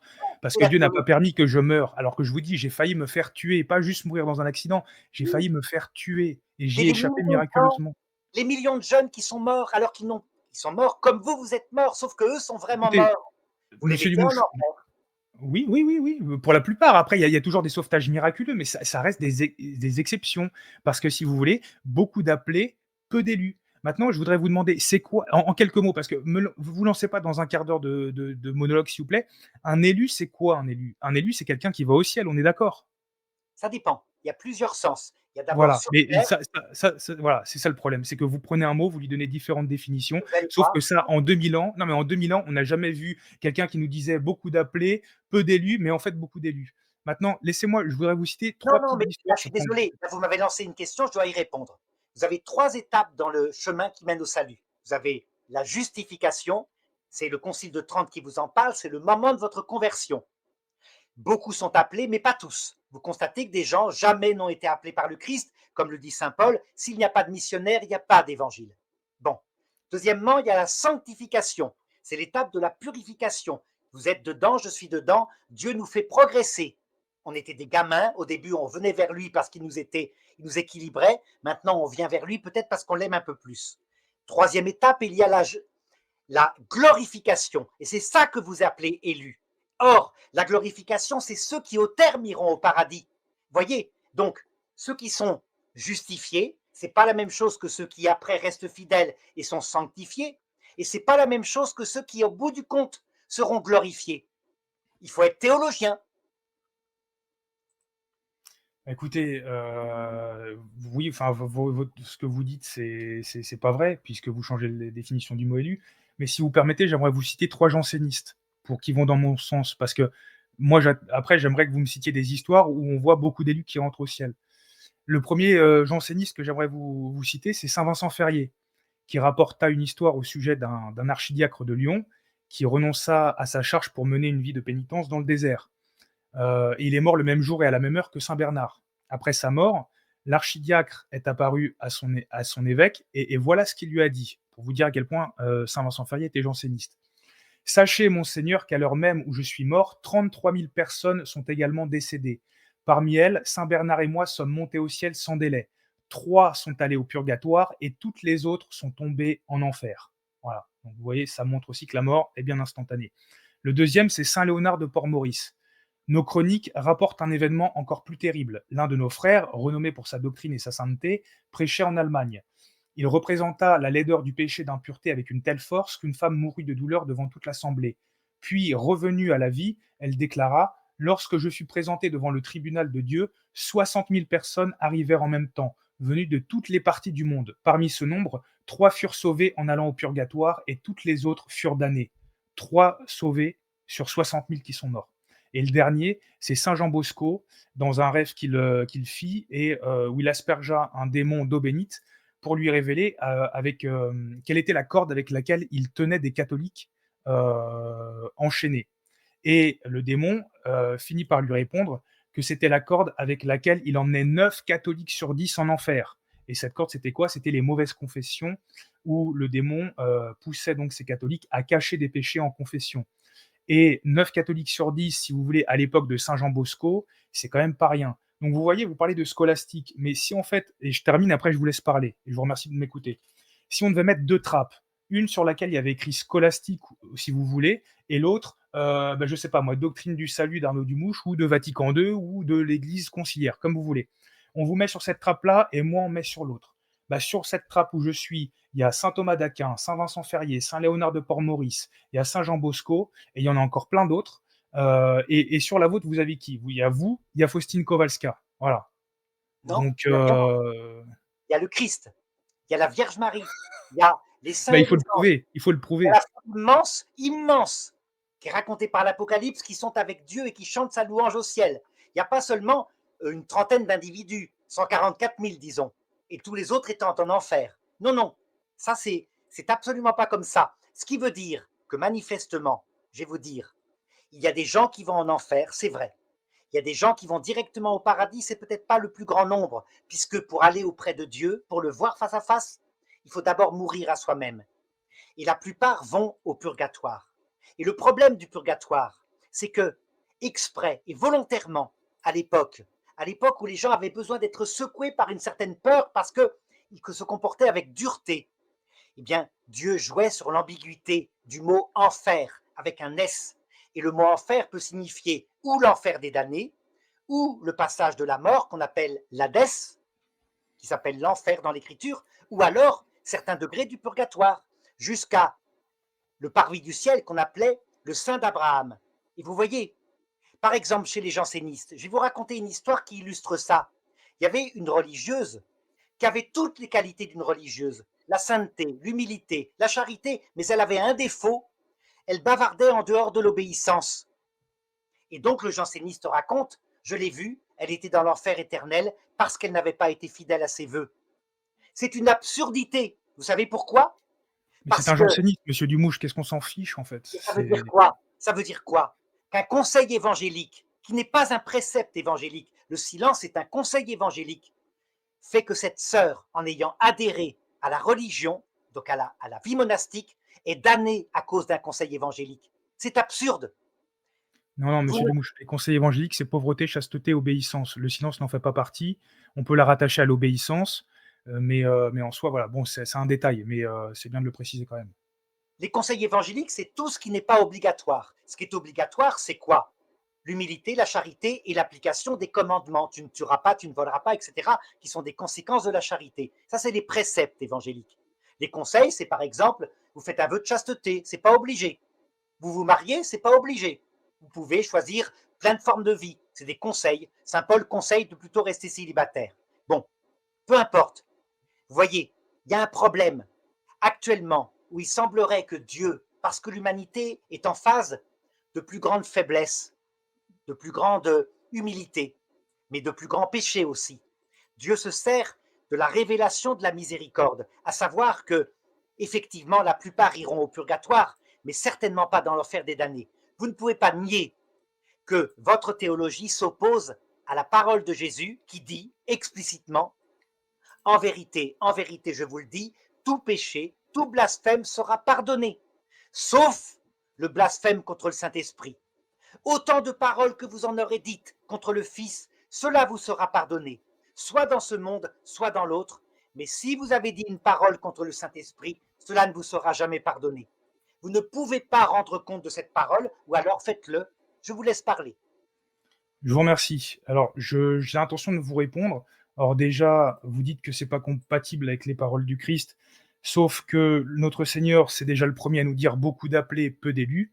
Ensuite, il nous dit large et spacieux le chemin qui mène à la vie éternelle. Nombreux sont ceux qui s'y engagent et étroit et resserré le chemin qui mène à la vie éternelle et peu sont ceux qui le trouvent. Donc, vous voyez, si on a peu qui trouvent le chemin qui mène à la vie éternelle, qui a beaucoup d'appelés, peu d'élus, bah, quelque chose me dit qu'en fait, j'ai raison, vous avez tort. Mais Non, parce que moi je sais j'aimerais. la parole du Christ, et vous, vous ne savez pas expliquer Matthieu, chapitre 12, verset Si, 31. si, je Alors, vais l'expliquer, mais le truc, c'est que j'ai pas terminé où j'en étais et j'ai pas envie de suivre votre rythme à chaque fois que vous passez à un autre sujet, vous voyez. Donc, on va traiter ce problème après et j'ai envie d'en parler. Mais j'aimerais terminer. Pareil, c'est des citations. J'ai pris le temps de les chercher, donc je voudrais quand même les citer en espérant que bah, ça finisse par vous convertir. Parce que de votre côté, vous n'avez pas grand monde avec vous. Moi, je vous ai déjà cité quelques saints, ça suffit pas, mais je vais en citer d'autres. Donc voilà ma petite liste de jansénistes que j'ai trouvés. Saint Rémy, parmi les adultes, peu sont sauvés à cause des péchés de la chair. Donc déjà, c'est pas le péché contre l'Esprit Saint. À l'exception de ceux qui meurent dans l'enfance, la plupart des hommes seront damnés. Jacinthe de Fatima, bienheureuse Jacinthe de Fatima, tant de gens vont mourir et presque tous vont en enfer.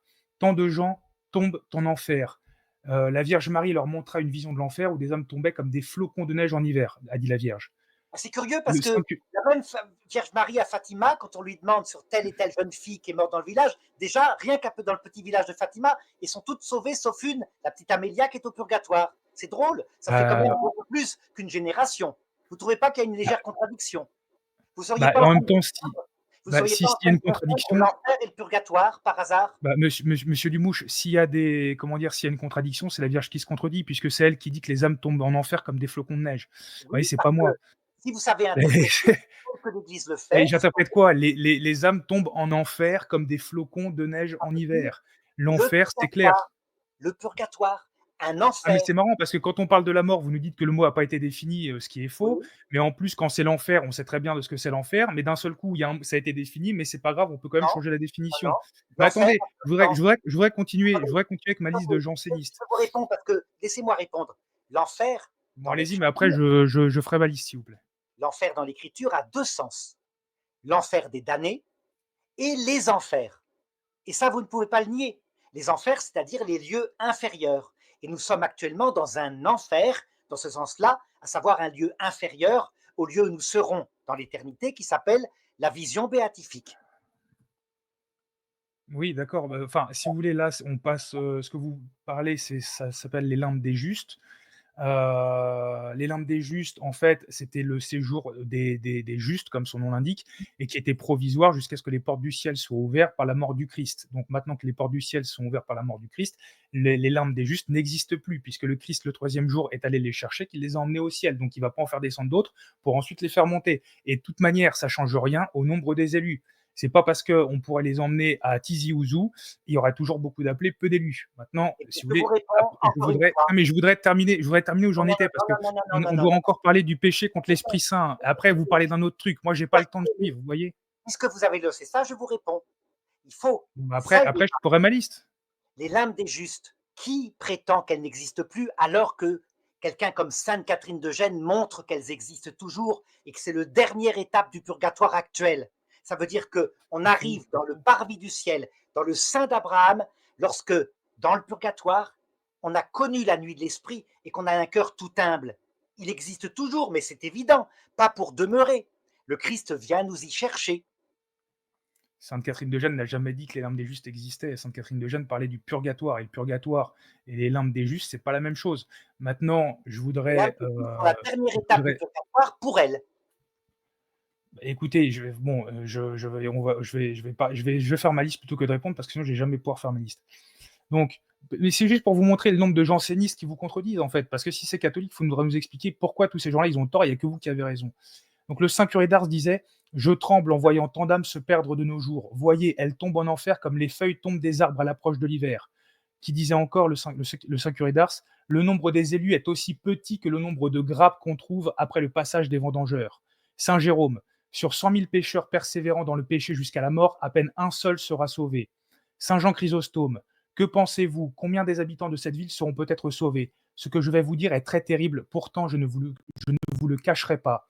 De cette ville si peuplée avec ses milliers d'habitants, pas même 100 personnes ne seront sauvées. Je doute même qu'il y en ait autant. Saint Thomas d'Aquin: Ceux qui sont sauvés sont en minorité. Saint Justin: La majorité des hommes ne verra pas Dieu, sauf ceux qui vivent justement, purifiés par la justice et par toute autre vertu. Saint Louis-Marie Grignon de Montfort: Le nombre des élus est si petit, que si nous savions combien il est restreint, nous défaillirons de douleur, un ici, un là, éparses de par le monde. Saint Alphonse de Ligorie: L'opinion commune est que la plus grande partie des adultes est perdue. Saint Augustin: Il est certain que peu sont sauvés. Saint Philippe Néri: Un si grand nombre d'âmes misérables périssent et si peu en comparaison sont sauvées. Saint Véronique Giuliani: Le nombre des damnés est incalculable. Saint François Xavier: Oh, combien d'âmes perdent le ciel et sont précipitées en enfer. Saint Isidore de Séville: La plupart des hommes ne feront aucun cas du sang du Christ et continueront à l'offenser. Sœur Lucie: En tenant compte du comportement de l'humanité, seule une petite partie du genre humain sera sauvée. Saint Benoît Joseph Labre: Je voyais les âmes descendre dans l'abîme aussi nombreuses et rapides que les flocons de neige dans la brume hivernale. J'ai bientôt fini. Saint Antoine-Marie Claret: Une multitude d'âmes tombe dans les profondeurs de l'enfer, et il est de foi que tous ceux qui meurent en état de péché mortel sont condamnés pour l'éternité. Selon les statistiques, environ 80 000 personnes meurent chaque jour. Combien parmi elles mourront en état de péché mortel et combien seront condamnés? Car telle a été leur vie, telle aussi sera leur fin. Encore Saint Vincent Ferrier: Beaucoup de religieux vont droit en enfer parce qu'ils ne tiennent pas leurs vœux. Donc il vous contredit sur ce que vous disiez. Saint Bède le Vénérable, docteur de l'Église: Le troupeau du Christ est appelé petit en comparaison du plus grand nombre des réprouvés. Saint Joseph Cafasso: Il doit nécessairement arriver à cause de cette ignorance certes coupable dans laquelle vivent la plupart des hommes, qu'un nombre énorme soit damné, car aucun péché n'est pardonné s'il n'est pas détesté, et il est impossible de détester correctement un péché si on ne le connaît pas comme tel. Saint Grégoire le Grand, pape, beaucoup et docteur, beaucoup parviennent à la foi, mais peu sont conduits dans le royaume céleste. Saint Hilaire de Poitiers, on peut comprendre combien les élus sont peu nombreux en voyant la multitude qui est rejetée. Saint Jean Neumann, malgré l'assurance que Dieu n'a créé aucun homme pour l'enfer et qu'il veut que tous les hommes soient sauvés, il reste également vrai que seuls quelques-uns seront sauvés, que seuls quelques-uns iront au ciel et que la plus grande partie de l'humanité sera perdue à jamais. J'en ai d'autres, je les garde pour un peu plus tard. Et vous voyez un petit peu tous ces saints donc sont sur cette trappe avec moi, vous appelez scolastique. Et bah, vous, de votre côté, vous avez votre libre interprétation et Faustine Kowalska. Alors, je vais vous répondre. Premièrement, il y a souvent et volontairement à cette période confusion entre purgatoire et enfer. Ça veut dire que des gens qui sont au purgatoire, dans ce qu'on appelle le 6e purgatoire, c'est-à-dire dans le moment où elles sont dans la nuit totale de l'esprit, des gens peuvent très bien dire je crois que je m'en sortirai jamais, que je suis damné pour l'éternité, alors que non, elles sont en train d'apprendre parce qu'elles sont repentantes, elles sont en train d'apprendre la mort à elles-mêmes. Elles le font dans l'autre monde parce qu'elles ne l'ont pas fait sur terre. Vous savez bien, on ne peut pas voir Dieu sans mourir à soi-même. C'est donc le purgatoire. L'enfer, c'est tout à fait différent. L'enfer, ce sont des âmes qui volontairement méprisent le salut du Christ. Elles pourraient, par exemple, Saint Martin le raconte, un jour, il rencontre un démon, et il lui dit, mais il suffirait que tu te repentes et tu serais sauvé. Et le démon part en hurlant et en l'insultant. Pourquoi? Parce qu'elles sont en état de blasphème contre l'Esprit Saint, c'est-à-dire qu'elles ne veulent pas de l'humilité et de l'amour de Dieu. Elles veulent obtenir la vision béatifique à leurs propres conditions. Donc il y a eu manifestement confusion pendant des siècles, ce qui permettait aux gens d'avoir peur, et la peur était le commencement de la sagesse. Il y a eu confusion entre l'enfer éternel et le purgatoire, qui lui est un enfer provisoire. Voilà. D'accord, bah écoutez, je peux vous répondre maintenant si vous le désirez sur le blasphème contre l'Esprit Saint. Allez-y. Vous dites que tout péché sera pardonné, mais en fait, c'est pas tout C'est pas moi péché, qui le dis, hein. c'est C'est pas moi qui le dis, c'est le comment? Christ. Ce n'est pas moi qui le dis, c'est le Non, mais Christ. enfin, oui, non, mais oui, mais je répète votre, comment Je dire? répète, c'est le Christ. Votre Donc le parole, Christ, vous voyez? et même Donc contredit pas moi, contredisait le Christ. Je vous redis la parole. Quiconque aura dit une parole contre le Fils de l'homme lui sera pardonné, mais quiconque aura parlé contre le Saint-Esprit, cela lui sera remis, soit en ce monde, cela ne sera pas remis ni en ce monde ni dans l'autre. Allez-y, contredisez le Christ, parlez au Christ directement. oui, enfin, monsieur Limouche, technique de communication, ça va, quoi. Je vais contredire votre argument et votre interprétation de ce que dit le Christ. Donc, j'ai plusieurs choses à dire. Premièrement, Saint Jean, j'ai une anecdote, parce que moi j'aime bien citer des sources catholiques. Saint Jean Bosco, vous voyez, qui était connu pour ses rêves mystiques, il a rapporté ses visions où il voyait les enfants dont il s'occupait tomber en enfer à cause de péchés enfin, comme l'impureté et la désobéissance. Donc, et c'est pas le seul. On a aussi, je sais plus c'était quel saint qui disait que la plupart des gens allaient en enfer à cause du péché d'impureté. Peut-être Saint Alphonse de Ligorie, j'ai un doute, mais bon, en tout cas, vous devez connaître cette citation de toute manière. Et à Fatima, Notre-Dame a dit, Que c'est nié par saint Thomas d'Aquin, qui dit que en enfer, il n'y a que les péchés d'orgueil. Ça veut dire si vous gardez votre impureté sans vouloir vous en repentir. non, c'est pas vrai, puisque saint Thomas d'Aquin enseigne le péché mortel aussi, et le péché mortel est bien plus vaste que l'orgueil. Donc Notre-Dame à Fatima disait priez, priez beaucoup, car beaucoup d'âmes vont en enfer parce qu'il n'y a personne pour prier et faire des sacrifices pour elles. Bien que cela implique un grand nombre d'âmes, il n'est pas mentionné. Euh, Attendez, j'ai perdu le fil. Bon, bref. Donc, qu'est-ce que je voulais dire? Donc, s'il y a Alors là, je des âmes qui se avec damnent parce qu'il n'y a personne pour les sauver, c'est qu'elles déjà, vous voyez, c'est que déjà, il n'y a pas à l'heure de la mort, hop, Jésus qui apparaît, la charité, et puis hop, on se si convertit. vous permettez, Ça se passe je vais sur terre. commenter cette parole de la Vierge parce qu'elle est tout à fait significative. Quand vous allez en enfer, je vous ai dit, vous y allez par un blasphème contre l'Esprit Saint. Jésus le dit textuellement. On ne peut pas éliminer la parole de Jésus. Et donc, vous auriez beau prier, supplier, vous sacrifier pour une âme qui choisit la liberté de l'enfer, le Christ lui-même ne pourrait pas la sauver. Le Christ ne peut pas résister à une liberté totale qui méprise son salut. Donc, voyez, cette Oui. parole-là signifie bien, en fait, beaucoup d'âmes vont au purgatoire parce qu'il n'y a personne qui prie et qui se sacrifie pour elles. Mais alors, il va falloir nous expliquer, si c'est le purgatoire, pourquoi la Vierge, visiblement, elle avait pas suffisamment de vocabulaire pour faire la distinction entre l'enfer et le purgatoire? Vous voyez, c'est aussi simple. Il y a un moment, à vous entendre, on dirait que la Vierge nous apparaît, elle est pas capable de nous dire la réalité et enfin voilà, il y a un problème. Moi, une Vierge qui sait pas faire la différence entre l'enfer et le purgatoire, je suis pas sûr qu'elle vienne vraiment du ciel. Vous Je vous voyez? explique, Donc je vous non, mais explique. attendez, j'aimerais terminer parce que je Mais commence à non, vous dire non, non, sur non, non, non, je vous non. réponds. Sinon, on va sortir du contexte. Je vous explique. Bon, le blasphème contre l'Esprit Saint attendra alors. La Vierge Marie, mais si, simplement, quand vous donnez une objection, je vous réponds. La Vierge Mmh. Marie, elle utilise une pastorale, un peu comme le pape François. Quand le pape François est capable de dire à un moment donné, vous savez, moi c'est mon opinion personnelle, je pense que devant l'amour du Christ, très peu résisteront, la plupart se convertiront. Et que, en même temps, le même pape, quand il va à Palerme pour parler aux mafiosi, leur dit, vous ne vous convertissez pas, vous irez en enfer. C'est quoi? Ça s'appelle une pastorale. Quand le Ils Christ iront au parle, purgatoire alors? non, ça veut Il leur dire dit que l'enfer là, existe, le mot enfer veut vraiment dire enfer là, dans ce oui. cas-là. Ça veut pas dire S'ils purgatoire comme à Fatima alors? s'ils ne se convertissent pas, se maintenant dans leur péché, et s'ils le maintiennent jusque face au Christ, ils iront en enfer. Mais s'ils se convertissent face au Christ avec leur grand péché, le pape dit aussi, alors ils iront au purgatoire. Vous comprenez? Ça veut dire qu'en enfer, il n'y a pas d'être repentant. Ça n'existe Vous dites pas. quand vous utilisez le mot enfer, vous parlez de l'enfer à avec Satan ou du purgatoire du coup? Parce que vu que le mot veut dire 2 choses différentes. Quand je parle du lieu où il n'y a pas de repentir, où il y a une haine de Dieu, en même temps qu'une exigence de la vision béatifique, je parle bien de l'enfer des damnés. Et donc, D'accord. la conséquence, c'est que regardez le riche dans la parabole de Lazare, qu'on voit repentant, qu'on voit qui prie pour ses frères, alors que tout le monde a dit, tous les pères disaient, les âmes qui sont en enfer veulent que le maximum de gens les rejoignent parce qu'ils seront davantage à se révolter contre le Christ. Eh bien, tous les pères de l'Église ont dit que ce riche était en enfer, sauf une personne. Vous savez qui c'est? Qui a dit qu'il était au purgatoire? Allez-y, dites-moi. C'est le pape Benoît XVI, dont vous dites que c'est un mauvais pape.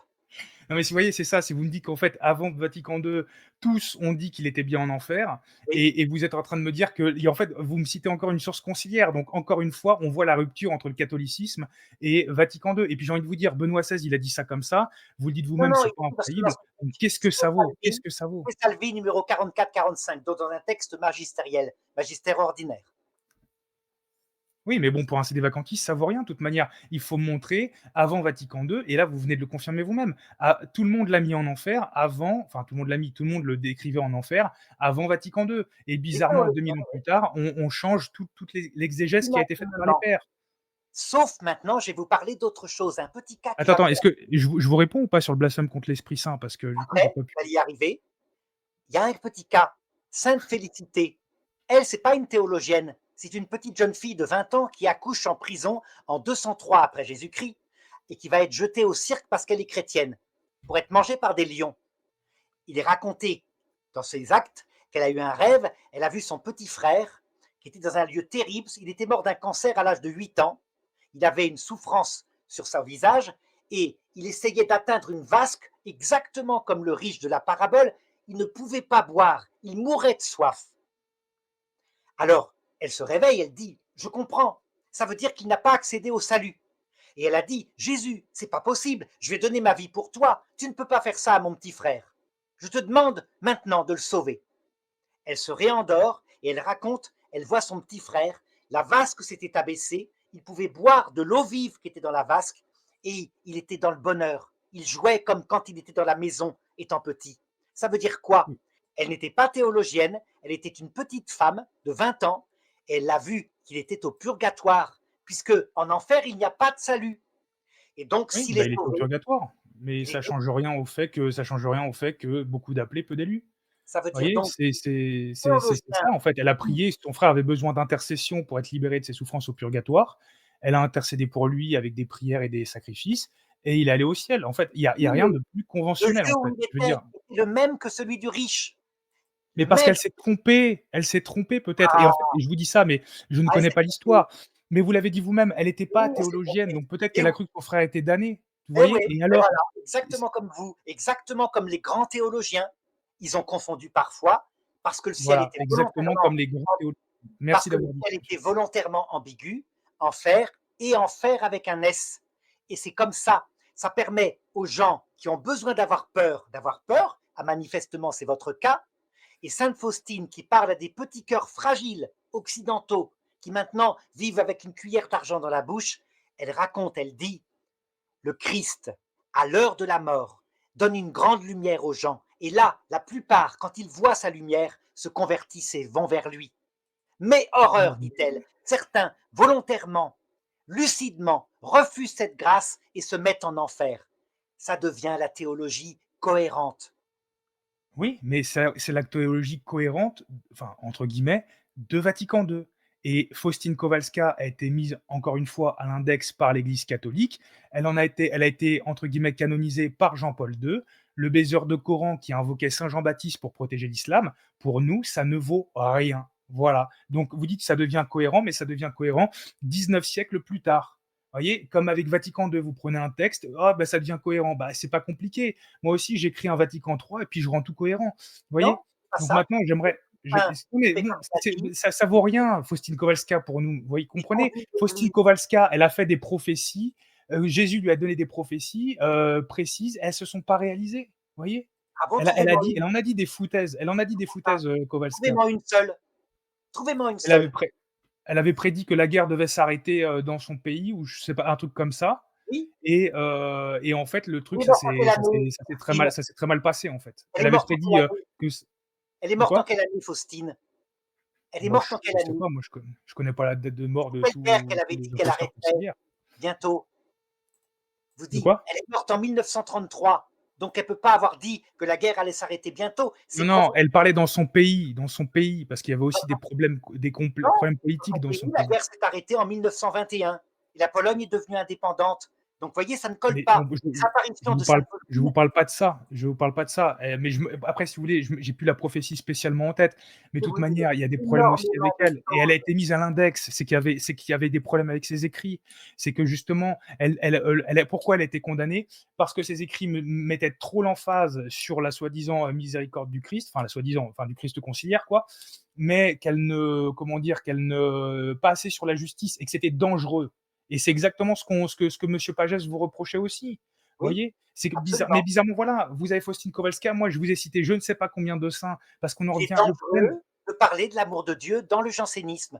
Vous êtes janséniste. voilà, comme saint Vincent Ferrier, comme saint Augustin, comme saint Non, Rémy, comme tous les saints que je vous ai pas cités du et qui tout. disent qu'il y a beaucoup d'appelés et peu d'élus. Parce Saint qu'au final, Vincent quand on n'est Ferrier, pas d'accord avec vous, on est janséniste. Vous voyez, c'est un peu facile, c'est un peu Saint Vincent facile. Ferrier et tous les saints dont vous parlez avaient une pastorale pour les pauvres pécheurs de leur époque qui avaient besoin d'être secoués, mais ils étaient capables de parler aux gens qui aimaient Jésus, qui avaient un cœur humble et délicat, de l'amour de Jésus.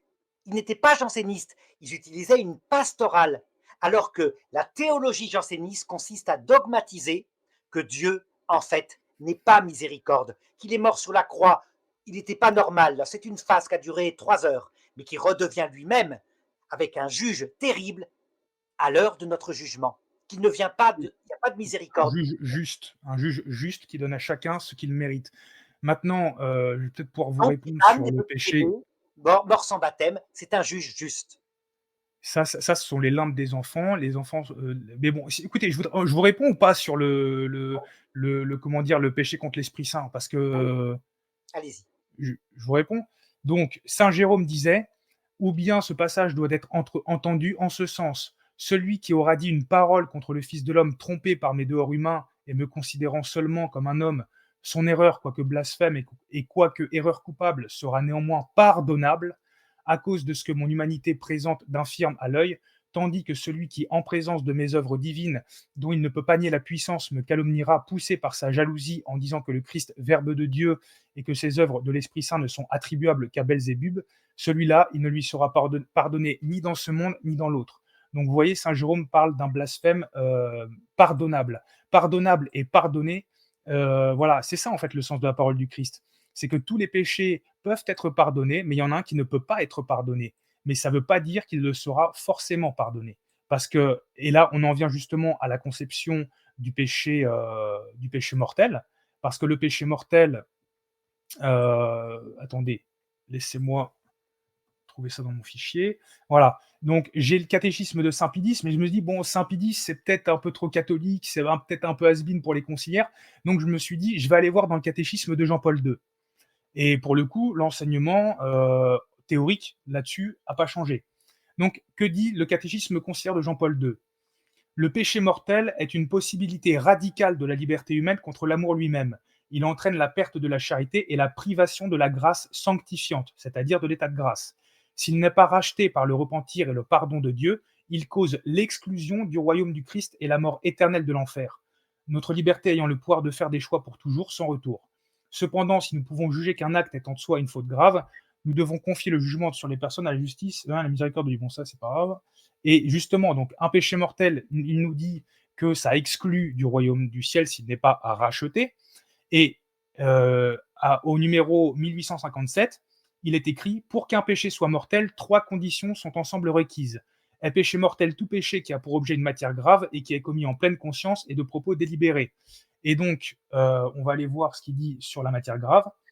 Donc, la matière grave est précisée par les 10 commandements selon la réponse de Jésus au jeune homme riche. Ne tue pas, ne commets pas d'adultère, ne vole pas, ne porte pas de faux témoignages, ne fais pas de tort, honore ton père et ta mère. La gravité des péchés est plus ou moins grande, un meurtre est plus grave qu'un vol, la qualité des personnes lésées entre aussi en ligne de compte, la violence exercée contre les parents est de soi plus grave qu'envers un étranger. Donc vous voyez, on met dans, même le catéchisme conciliaire met dans les péchés mortels le vol, le meurtre, l'adultère, etc. Donc si ces péchés ne sont pas pardonnés, ils causent Non, l'exclusion non, du royaume de là, Dieu. vous faites une erreur. Il met dans les matières graves le péché Oui, mortel. oui, Pas oui, avec pareil. la pleine conscience et Eh je l'ai oui, cité, donc ça va ensemble. mais regardez, ça veut dire donc, je prends pour vous montrer la contradiction de votre propre théologie, qui n'est pas parfaite parce qu'elle refuse de suivre les conciles. Un petit bébé mort sans baptême, il est en pleine conscience de propos délibérés, avec une matière grave, pour aller en enfer éternel? Dites-moi, Vous pouvez répéter, j'ai pas entendu, un pardon. bébé mort sans baptême, est-ce Oui. qu'il est en pleine conscience de propos délibérés et dans une matière grave? Mais qui a dit qu'un bébé mort un bébé mort sans baptême avait commis un péché mortel? Ben, il est damné pour l'éternité. Bah, C'est donc, il a le péché originel. mais oui, C'est une autre classe de péché. non, c'est un péché mortel d'espèce. Ça veut dire qu'il y a des péchés mortels chez saint Thomas d'Aquin qui sont bien plus larges. Je vais vous donner l'explication du texte sur le baptême contre le Saint-Esprit. Vous allez voir, c'est très simple. C'est lié à la Trinité. Il y a 3 sortes de péchés mortels pour saint Thomas d'Aquin. Le péché contre le Père, parce qu'on attribue au Père dans la Trinité la puissance. C'est donc quand vous péchez mortellement avec une certaine faiblesse. Par exemple, si vous allez sur un site pornographique, c'est un péché mortel. C'est évident. Vous ne pouvez pas en même temps prier la Vierge Marie. Je suis désolé. Mais On est de d'accord sur une fois. faiblesse, péché mortel de faiblesse, ça veut dire qu'il y a une pulsion que Dieu vous a mis volontairement, pas pour vous perdre, pour Non, que mais vous vous rigolez touchiez ou quoi? votre... C'est pas une pu c'est pas Dieu qui nous met une pulsion pour qu'on aille sur des sites pornographiques, monsieur Dumouche. C'est Dieu qui a voulu volontairement, après le péché originel, nous retirer la maîtrise de notre sensibilité, au point qu'il est dit textuellement dans la En Bible partie, oui. qu'Adam et Ève virent qu'ils étaient nus et ils eurent honte. Ça veut dire que la Mmh. convoitise naît de là. Avant, il y avait une grâce qui faisait que votre corps obéissait totalement à votre âme. Cette faiblesse-là, saint Paul en parle, il dit, je constate dans ma chair une loi, ce que je voudrais faire, je ne le fais pas, et ce que je ne veux pas faire, je le fais. Bon, Oui. vous voyez, le péché contre le Père, péché mortel de faiblesse. Péché contre le Fils, on attribue au Fils, c'est le Verbe, c'est la connaissance éternelle que Dieu a de lui-même. Donc le péché contre le Fils, c'est quand il y a une part d'ignorance. Par exemple, si vous étiez au pied de la croix, que vous aviez crié du Christ, hé mon petit lapin, descends de ta croix, t'en as guéri d'autres. Vas-y, montre-nous et on te croira, on croira que tu es le Messie.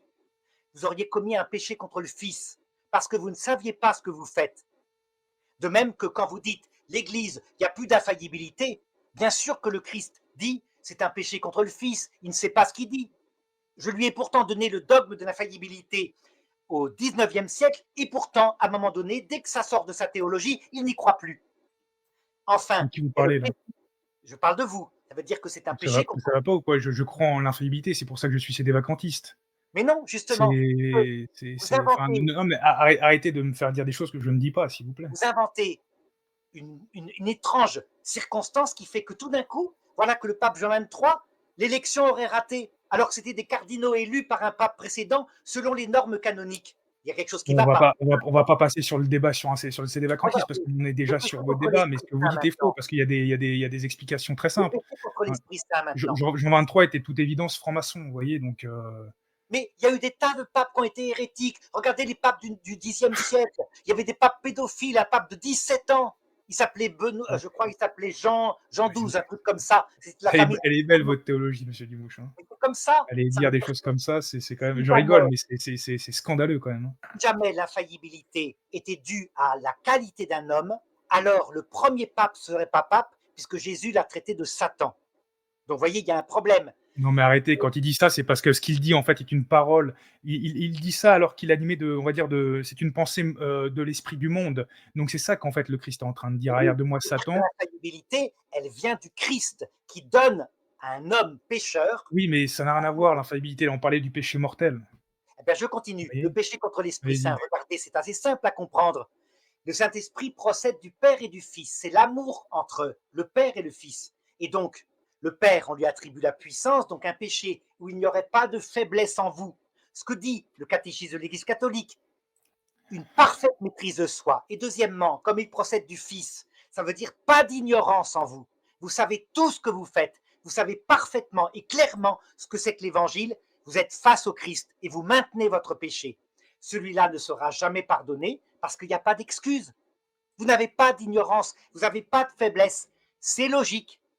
Il n'est pas pardonné parce que la personne méprise tout pardon. Non, Alors mais que je comprends. Mais quand vous en soi, arrivez vas-y. quand vous arrivez à l'heure de votre mort, ayant commis beaucoup de péchés de faiblesse, vous dites par exemple un peu ivrogne, vous n'arrivez pas à vous passer de l'alcool, comme par exemple Saint Marc, un Vietnamien qui est mort martyr en 1901, il a été canonisé par l'Église catholique, hein.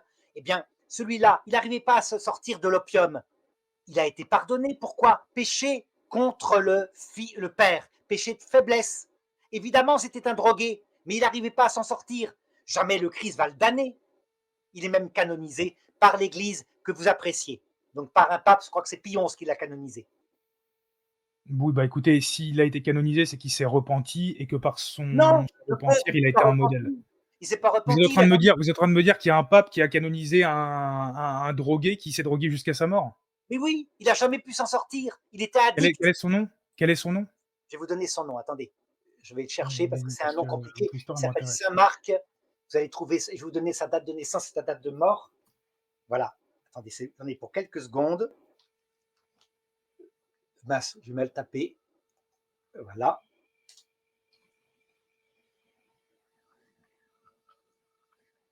Voilà. Il s'appelle Saint Marc Ji Xuang Xiang. Il est mort en 1900 pendant la révolte des Boers. Il a été canonisé par le pape Pie XI. Donc, notez bien, Saint Marc Chi Xiang Qiang, un, Vous l'écrivez un comment? Parce catholique que là, je chinois. vais pas y arriver. Catholique Vous l'é chinois. non, mais vous l'écrivez comment? Je sais pas Donc, quoi? Xi, ça s'écrit J-I. Vous laissez un Mmh. espace et ensuite vous Ah mettez. ça y est, c'est bon, ça c'est apparu, c'est apparu. Voilà. Donc, vous voyez. Donc, c'est tout simplement ça. Mais ce n'est pas le seul. Je pourrais vous citer le cas d'alcooliques qui ont été canonisés. Il y a même quelques saints canonisés qui se sont suicidés. OK. Qui se sont suicidés. Attendez, parce enfin, j'ai ma petite idée de qui vous parlez et c'est pas ce qu'on appelle vraiment un suicide, hein. Mais écoutez, non mais bon, enfin, j'ai envie de voir, il faut être sérieux, monsieur Dumouche. Les suicidés ont été privés de sépulture ecclésiastique, c'est pas pour en canoniser comme ça au pif, vous voyez? Non, Vous non, prenez un fait, vous le retournez et ça fait, pas au pif, voilà hein. quoi. Sainte Apolline d'Alexandrie, morte en 249, canonisée par l'Église catholique. Elle a OK. été attrapée au moment de la persécution de Dès. Ils lui ont cassé toutes les dents. À un moment donné, ils l'ont menacée de la jeter dans le feu. Et elle, parce qu'elle Et elle savait s'est qu'elle allait jetée elle-même. apostasier, a échappé à ses bourreaux. Elle s'est précipitée d'elle-même dans le feu. C'est pas la seule. Tout Alors je sais simplement. qu'elle s'est précipitée dans le feu, il a jamais été dit nulle part, je crois, qu'elle allait apostasier, mais c'est parce que justement elle voulait aller au martyre. Donc c'est pas exactement ce qu'on appelle un suicide, parce que de Sainte toute façon elle allait Domnine, y ces passer. deux filles, Sainte Bérénice et Sainte Ensuite Proscore, qui se sont ensuite volontairement jetées dans la rivière pour ne pas apostasier. Elles sont mortes, elles, en 302 pendant la oui, persécution de oui, Dioclétien. Ça d'accord. veut dire quoi? Alors Ça veut dire que le suicide, il ne faut pas le regarder seulement comme une matière, il faut regarder aussi les circonstances. Ça veut C'est un dire que sacrifice, monsieur Dumouche. En fait, c'est une forme de sacrifice, vous voyez? C'est pas mais non, après, non, on va pas repartir sur un débat sur le suicide, mais là, je viens de regarder votre mar le saint chinois. En fait, ce qui s'est passé, alors déjà, il a été canonisé par Jean-Paul II. Vous voyez? Alors pour que ah, les tous ah les oui, non, mais attendez, d'accord. tous les conciliaires qui nous Par qui? écoutent, Béatifié par qui? écoutez-moi. Béatifié par qui? Alors attendez que je regarde si j'ai pas fait une erreur. Pie 12. Bon, bah écoute, oui, d'accord, mais de toute façon, j'allais y venir. Enfin, je l'avais pas vu, mais j'allais quand même dire quand bien même il aurait été canonisé par un autre pape, enfin un vrai pape. Donc écoutez-moi, cet homme-là, il est mort en martyr. Or, on voit bien avec, comment il s'appelle le saint anglais là, qui est mort tué par Henri VIII. Il y en a beaucoup. Il y a Non, Saint Thomas le More, plus il y en a connu. Voilà, c'est ça, saint Thomas More. Saint Thomas More, vous regardez sa vie, il était loin d'être irréprochable. Il est devenu saint par le martyre. Et là, en l'occurrence, vous me parlez d'un homme effectivement qui était addict à l'opium, et il est mort par le martyre parce qu'il a refusé d'abjurer la foi. Donc vous voyez, le martyre, en fait, est une forme de sacrifice qui rachète déjà tous ses péchés, et c'est d'accord. finalement la manière d'accéder à la canonisation, entre guillemets, je dis bien entre guillemets parce qu'on se comprend, la plus facile. Ce qui veut dire, même si vous avez une vie qui était loin d'être irréprochable, le martyr est une telle démonstration de l'amour de Dieu qu'elle efface tout le reste, en fait, et elle Ouais, montre vraiment ce qu'un homme avait dans le cœur. je Donc, suis d'accord, mais votre vous argument, connaissez mal la nature non, mais humaine. il est, Vous oui, connaissez oui, mais mal de toute avec façon, l'addiction. attendez, laissez-moi terminer, s'il vous plaît, j'en ai pour deux Quand la secondes. liberté est Cet supprimée homme-là, complètement parce que vous êtes esclave d'un alcool, laissez-moi terminer, s'il vous plaît. Oui, c'est je comme sais ça. bien, il est esclave. Mais là, si vous voulez, on parle pas de gens parce que je vais vous dire, il y en a combien qui sont chez eux, qui se défoncent au cannabis, qui sont alcooliques, qui méprisent Dieu, parce que c'est pas parce on a un péché qu'en soi on est irréprochable, enfin ou excusable. Il y a combien d'athées qui n'ont pas d'addiction et qui s'en fichent littéralement de Dieu. Donc vous voyez, cet homme-là, il est mort en martyr, c'est quand même quelque chose. Donc l'Église l'a honoré pour cette raison. Donc en Je veux soi, dire, ceux votre qui, non mais théologie attendez, ceux janséniste, qui meurent, attendez, je termine et je vous laisse parler. Ceux qui meurent chez eux ou comme ça parce qu'ils n'arrêtent pas de se droguer, ils picolent et tout, déjà ils ont leur péché personnel autre que ça, il n'y a pas besoin de les présenter comme des victimes. Et ensuite, eh ben, s'ils sont en péché mortel et qu'ils ne sont pas rachetés, eh ben, à l'heure de la mort, il leur arrive la même chose. Et on en revient toujours au point que vous voulez contester, beaucoup d'appelés, peu d'élus. Voilà. ceux qui sont alcooliques parce qu'ils étaient athées, qu'on leur a fait croire dans un monde dominé par Satan qu'il n'y a pas de Dieu et qui donc se sont fait prendre par le produit dans leur jeunesse, qui n'ont pas pu s'en sortir, ont perdu leur liberté parce que c'est devenu à un moment donné une addiction. Jésus les appelle des pauvres pécheurs. Ils sont en état parfois de péché mortel contre le Père et il y aura salut pour eux parce qu'à l'heure de la mort, il les délivre de leur addiction et là, il leur propose le pardon. Par contre, si à l'heure de la mort, quelqu'un qui était en addiction, qui a touché sa misère, puisque l'alcool vous rend misérable, refuse de se repentir et dit Seigneur, jamais ton pardon, mais c'est misérable, un peu de respect. Alors, il transforme son péché mortel en un blasphème contre l'Esprit Saint. Et là, il n'y a pas de pardon.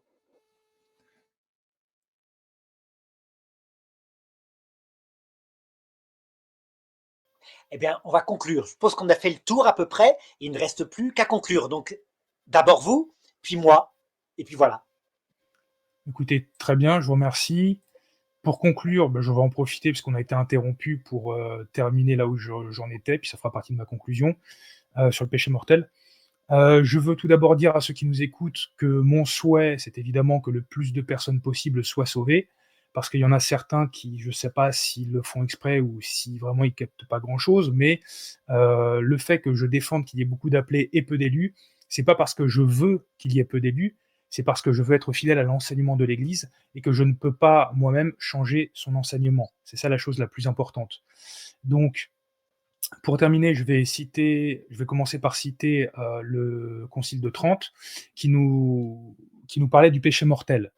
Contre les esprits rusés de certains hommes qui, par de doux discours et des bénédictions, séduisent les cœurs simples, il faut affirmer que la grâce de la justification qui a été reçue se perd non seulement par l'infidélité par laquelle se perd aussi la foi elle-même, mais aussi par n'importe quel péché mortel, bien qu'alors ne se perde pas la foi.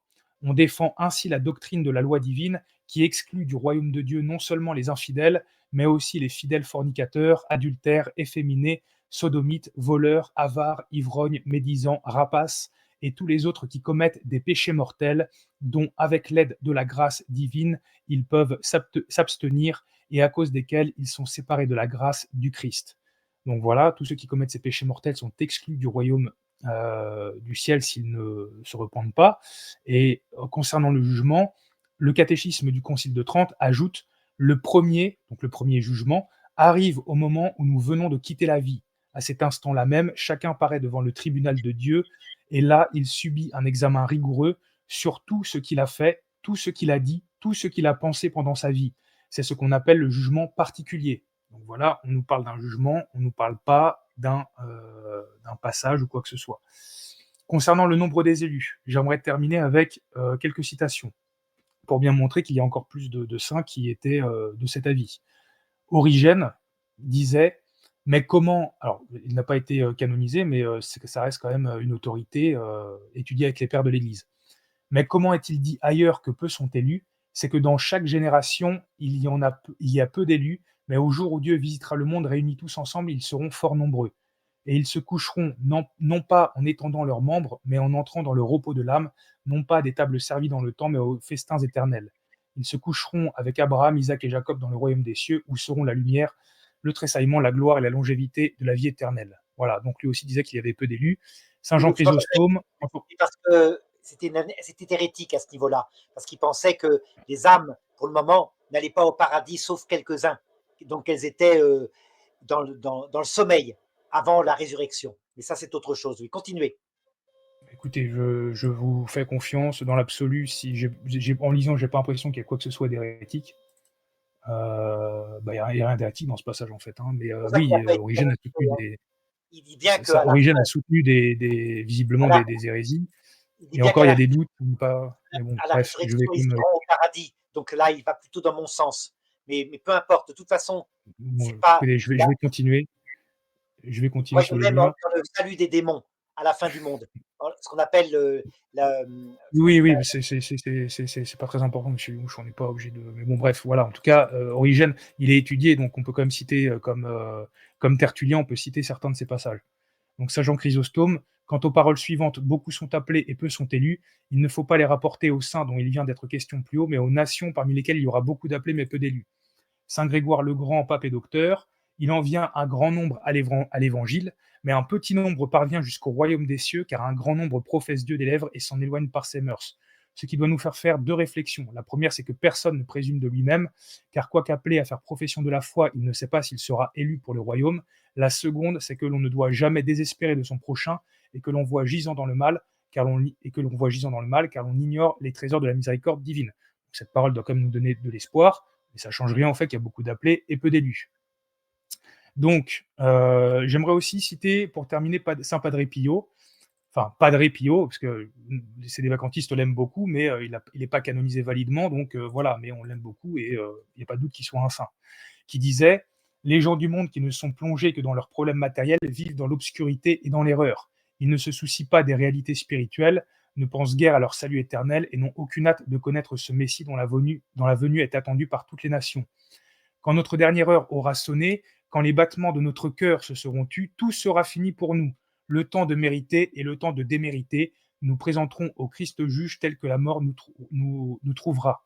Nos cris de supplication, nos larmes, nos remords, qui sur la terre encore auraient touché le cœur de Dieu et auraient pu, grâce au sacrement, nous faire passer de l'état de pécheur à celui de saint, n'auront alors plus aucune valeur.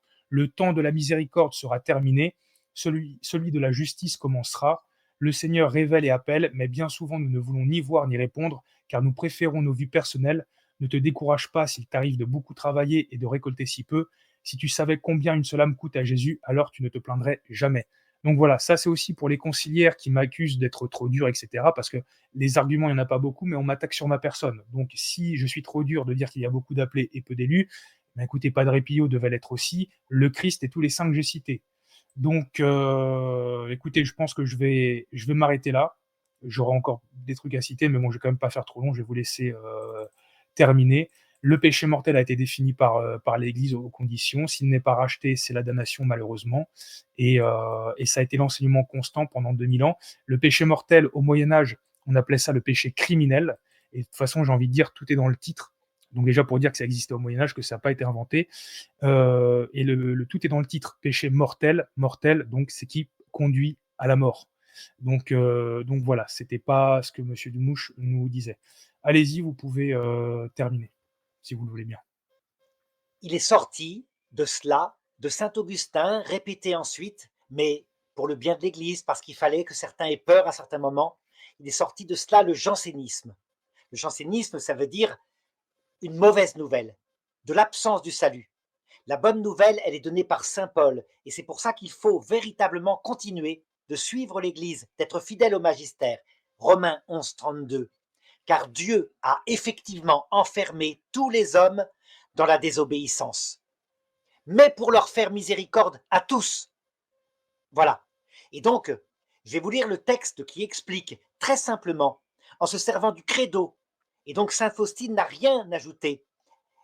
Elle est simplement dans la manifestation de quelque chose qui, dès le début de l'Église, était cru, mais on n'en avait pas tiré les conséquences, parce que les saints et les docteurs suivaient la mode et la théologie de l'époque, ce qui ne veut pas dire qu'ils étaient hérétiques, puisque ça n'avait pas été défini. Mais maintenant que c'est en train d'être défini, évidemment, on ne peut plus suivre cela. Donc la théologie scolastique de saint Augustin sur l'eschatologie. Donc d'abord, regardez, Luisa Picaretta, qui est simplement pour le moment, donc vous allez dire, elle est simplement vénérable, elle n'est pas canonisée, ni béatifiée, Ah puis de non, toute on la façon, rejette, hein. On la voilà. rejette, hein, formellement. Notre bonté et notre amour sont si grands que nous utilisons tous les moyens pour sortir un homme de son péché, pour le sauver. Et si nous ne réussissons pas durant sa vie, nous faisons une dernière surprise d'amour au moment de sa mort. Tu dois savoir qu'à ce moment, nous donnons un dernier signe d'amour à la créature en lui accordant, avec nos grâces, amour et bonté, en témoignant les tendresses d'amour-propre à adoucir et gagner les cœurs les plus durs. Lorsque la créature se trouve entre la vie et la mort, entre le temps qui est sur le point de finir et l'arrivée dans l'autre monde qui est sur le point de commencer, alors presque dans l'acte de la mort, ton Jésus se fait voir avec une amabilité qui ravit, avec une douceur qui enchaîne et adoucit les amertumes de la vie, spécialement en ce moment extrême. Puis, il y a mon regard, je la regarde avec tant d'amour pour faire sortir de la créature un acte de contrition, que cet acte d'amour est un acte d'adhésion à ma volonté. Voilà, un premier texte. Je vais vous lire quand même celui que je cite souvent de sainte Faustine, qui, elle, explique comment la damnation se fait en suivant tout à fait l'évangile de Jésus. Elle le dit.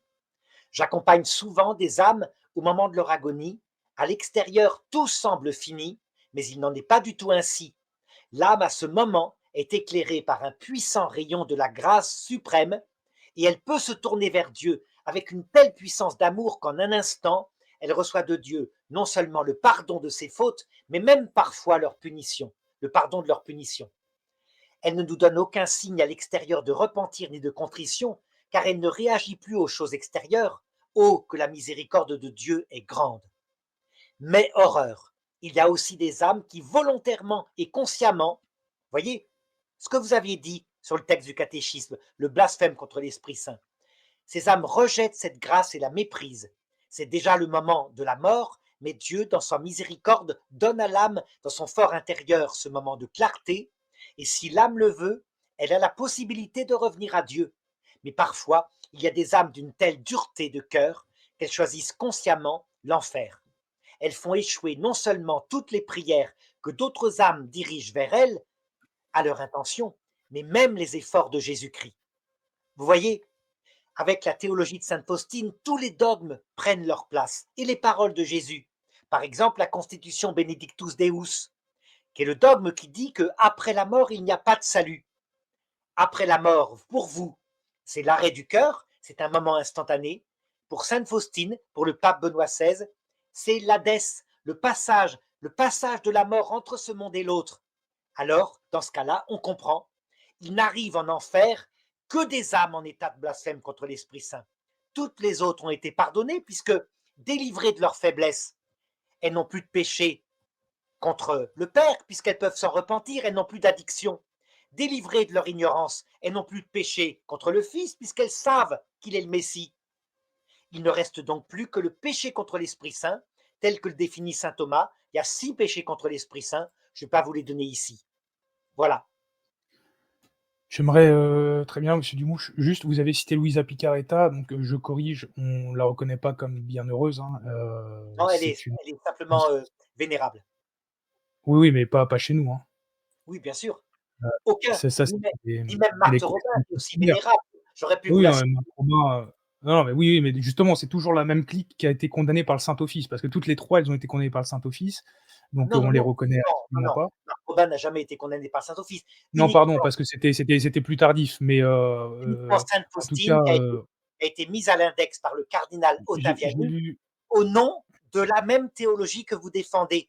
Ça veut dire que le alors cardinal attendez, Ottaviani était un thomiste jusque dans le supplément à la somme théologique. j'ai comment dire? J'ai lu une partie du livre de Conrad de Mester. On voit clairement que c'était cette pauvre femme de Marthe Robin était, une affabulatrice et une menteuse. J'encourage les gens qui vraiment la prennent pour une sainte à lire ce livre parce qu'il y a des faits qui sont irréfutables. Et Louisa Picaretta, je voudrais juste lire un petit extrait d'elle et vous me dites ce que vous en pensez. Voilà. Euh, donc c'est le Christ qui parlerait à Louisa Picaretta, que les oreilles pieuses me pardonnent, mais bon, il faut citer le mal pour le démasquer. Euh, alors, laisse-moi boire le lait de tes seins, car ainsi tu pourras me remplir de douceur. À l'instant même, il s'est couché dans mes bras et s'est mis à téter. Alors j'eus peur que ce ne soit pas l'enfant Jésus, mais le démon. J'ai donc posé mes mains sur son front et j'ai fait le signe de la croix. Jésus m'a regardé tout joyeux, et pendant qu'il continuait à téter, il souriait, et ses yeux pétillants semblaient me dire: Je ne suis pas un démon, je ne suis pas un démon. Une fois rassasié, il grimpa sur mes genoux et m'embrassa partout. Ah, dis donc, elle était motivée la Louisa Picaretta, parce que Je vais citer un franchement, autre je sais pas texte. comment on fait pour la prendre au Citer un sérieux. autre texte de Luisa Picaretta. Vous allez me dire ce que vous en Mmh. pensez. Qu'il me baise Allez-y. des baisers de sa bouche, car son amour est plus délicieux que le vin. Des saints, ma Bah, c'est très bien-aimés sont beau comme et des saints, ma bien-aimée, sont comme des faons. Ils mmh. gabadent dans la campagne. Qu'en pensez-vous? Est-ce que ça serait pas une vicieuse que cette femme de Non, pas Louisa n Picaretta? n non, pas du tout, parce que c'est exprimé sous forme de poésie. Il y a juste un petit souci, monsieur Dumouche, c'est que votre piège fonctionne pas parce que ça vient de l'Ecclésiastique. Non, c'est pas l'ecclésiastique. Alors c'est pas les non, c'est le je sais en tout cas, c'est Salomon, c'est dans la Bible, voilà. Et oui, Donc ça veut dire que c'est si bien vous prenez mais c'est n'importe quel raté. extrait, que vous le sortez du contexte, vous pouvez le rendre hérétique et en ricaner. Là, on parle d'un homme qui parle de sa bien-aimée, on parle pas d'une fausse mystique qui a des rapports, essentiellement sexuels avec le Seigneur, vous voyez? Mais Vous avez bon, en tout cas, le piège était vicieux, mais c'était bien tenté. Oui, mais ça veut dire On mystique vous et l'accorde. vous avez des phénomènes comme ça, hein, y compris chez Sainte Catherine de Sienne, etc., parce que le Seigneur, sans arrêt, faisait des phénomènes mystiques extraordinaires pour exprimer son amour. Vous avez des cœurs transpercés, vous avez parfois des choses extraordinaires, comme par exemple des saints qui étaient enlevés en lévitation au moment de la messe et qui restaient suspendus au plafond pendant des heures. Vous avez toutes sortes de choses qui les mettaient dans la confusion. On pourrait dire, bah, c'est des gens excités. Mais non, c'est comme ça. Donc vous arrivez à défendre ce genre d'extrait. Mais oui, puisque le Cantique des Cantiques est exactement D'accord, utilise le même langage. c'est pas mal. Écoutez, c'est bravo, Et parce que là, évidemment, franchement, vous ça allez me dépasse, mais l'interpréter. Si un jour elle est canonisée, ce qui n'est pas sûr, vous allez à ce moment-là, vous l'interprétez, si vous revenez dans l'Église catholique, comme étant une parabole mystique pour exprimer un amour l'église profond. conciliaire. De même que la Vierge Marie a été tétée par Dieu, et ça fait ricaner les musulmans, vous allez Oui, bah, ça, c'est interpréter ça. l'allaitement, ça n'a rien à voir, ça n'a rien à voir. Et oui, ça n'a C'est rien à voir. À chaque ça n'a fois, rien à voir. On n'a cependant, jamais vu un truc comme non, mais attendez, c'est vous prenez je veux dire, Jésus était un enfant, il a été allaité par sa mère, c'est normal. On parle pas de notre Seigneur qui apparaît sous la forme d'un enfant, donc qui a la conscience d'un adulte et qui dit à Luisa Picaretta: «Oh, je vais te téter les seins pour que tu puisses me remplir de quoi d'ailleurs?» Je sais même plus, mais bon, voilà, les musulmans ont exactement la même volonté de ricaner de notre foi dans le fait que Dieu fait pipi. Ils utilisent oui, bah, écoutez, exactement les mêmes si vous propos. mettez ça sur Et oui, je vois pas le rapport, mais bon, un coup je suis janséniste, un coup je suis musulman, mais en non, ça fait, veut à dire quoi? part penser comme vous, comment on fait pour être catholique, monsieur Dumouche? Enfin, moi j'ai Alors, en tout cas, j'ai cité jusqu'ici beaucoup plus de sources que vous. Donc j'ai bien montré qu'il y avait une longue tradition dans l'Église qui disait ce que je dis aujourd'hui et que je n'ai rien inventé. Parce que si je le vous dis aujourd'hui, c'est pas moi en réfléchissant, c'est j'ai pris l'enseignement des saints et de l'Église. Non, Voilà. vous avez cité uniquement ce qui va dans votre sens et jamais, jamais, une seule fois, vous n'avez parlé de la douceur, de la bonté, de la miséricorde de Dieu. Vous Mais êtes, ça s'oppose pas je vais avec vous le dire, le peu des beaucoup d'appelés, peu d'élus. je vais vous le dire très franchement, Maccabée, vous êtes janséniste. Voilà. Allez, c'est bien, on a terminé ce débat. Écoutez, merci, en tout cas, c'était sympa. Je sais pas pour vous, mais j'ai passé un bon moment. Voilà, je dis aussi aux conciliaires, dès que ça chauffe un peu: «Oh là là, il est pas charitable», calmez-vous, faites un peu de sport et voilà, on peut se parler de manière un peu virile sans qu'il y ait de problème Non, il n'y a pas et de problème. voilà, bah, c'est parfait. À Donc bientôt. écoutez, bah, je vous dis à la prochaine fois peut-être. Au revoir. Voilà. Au revoir.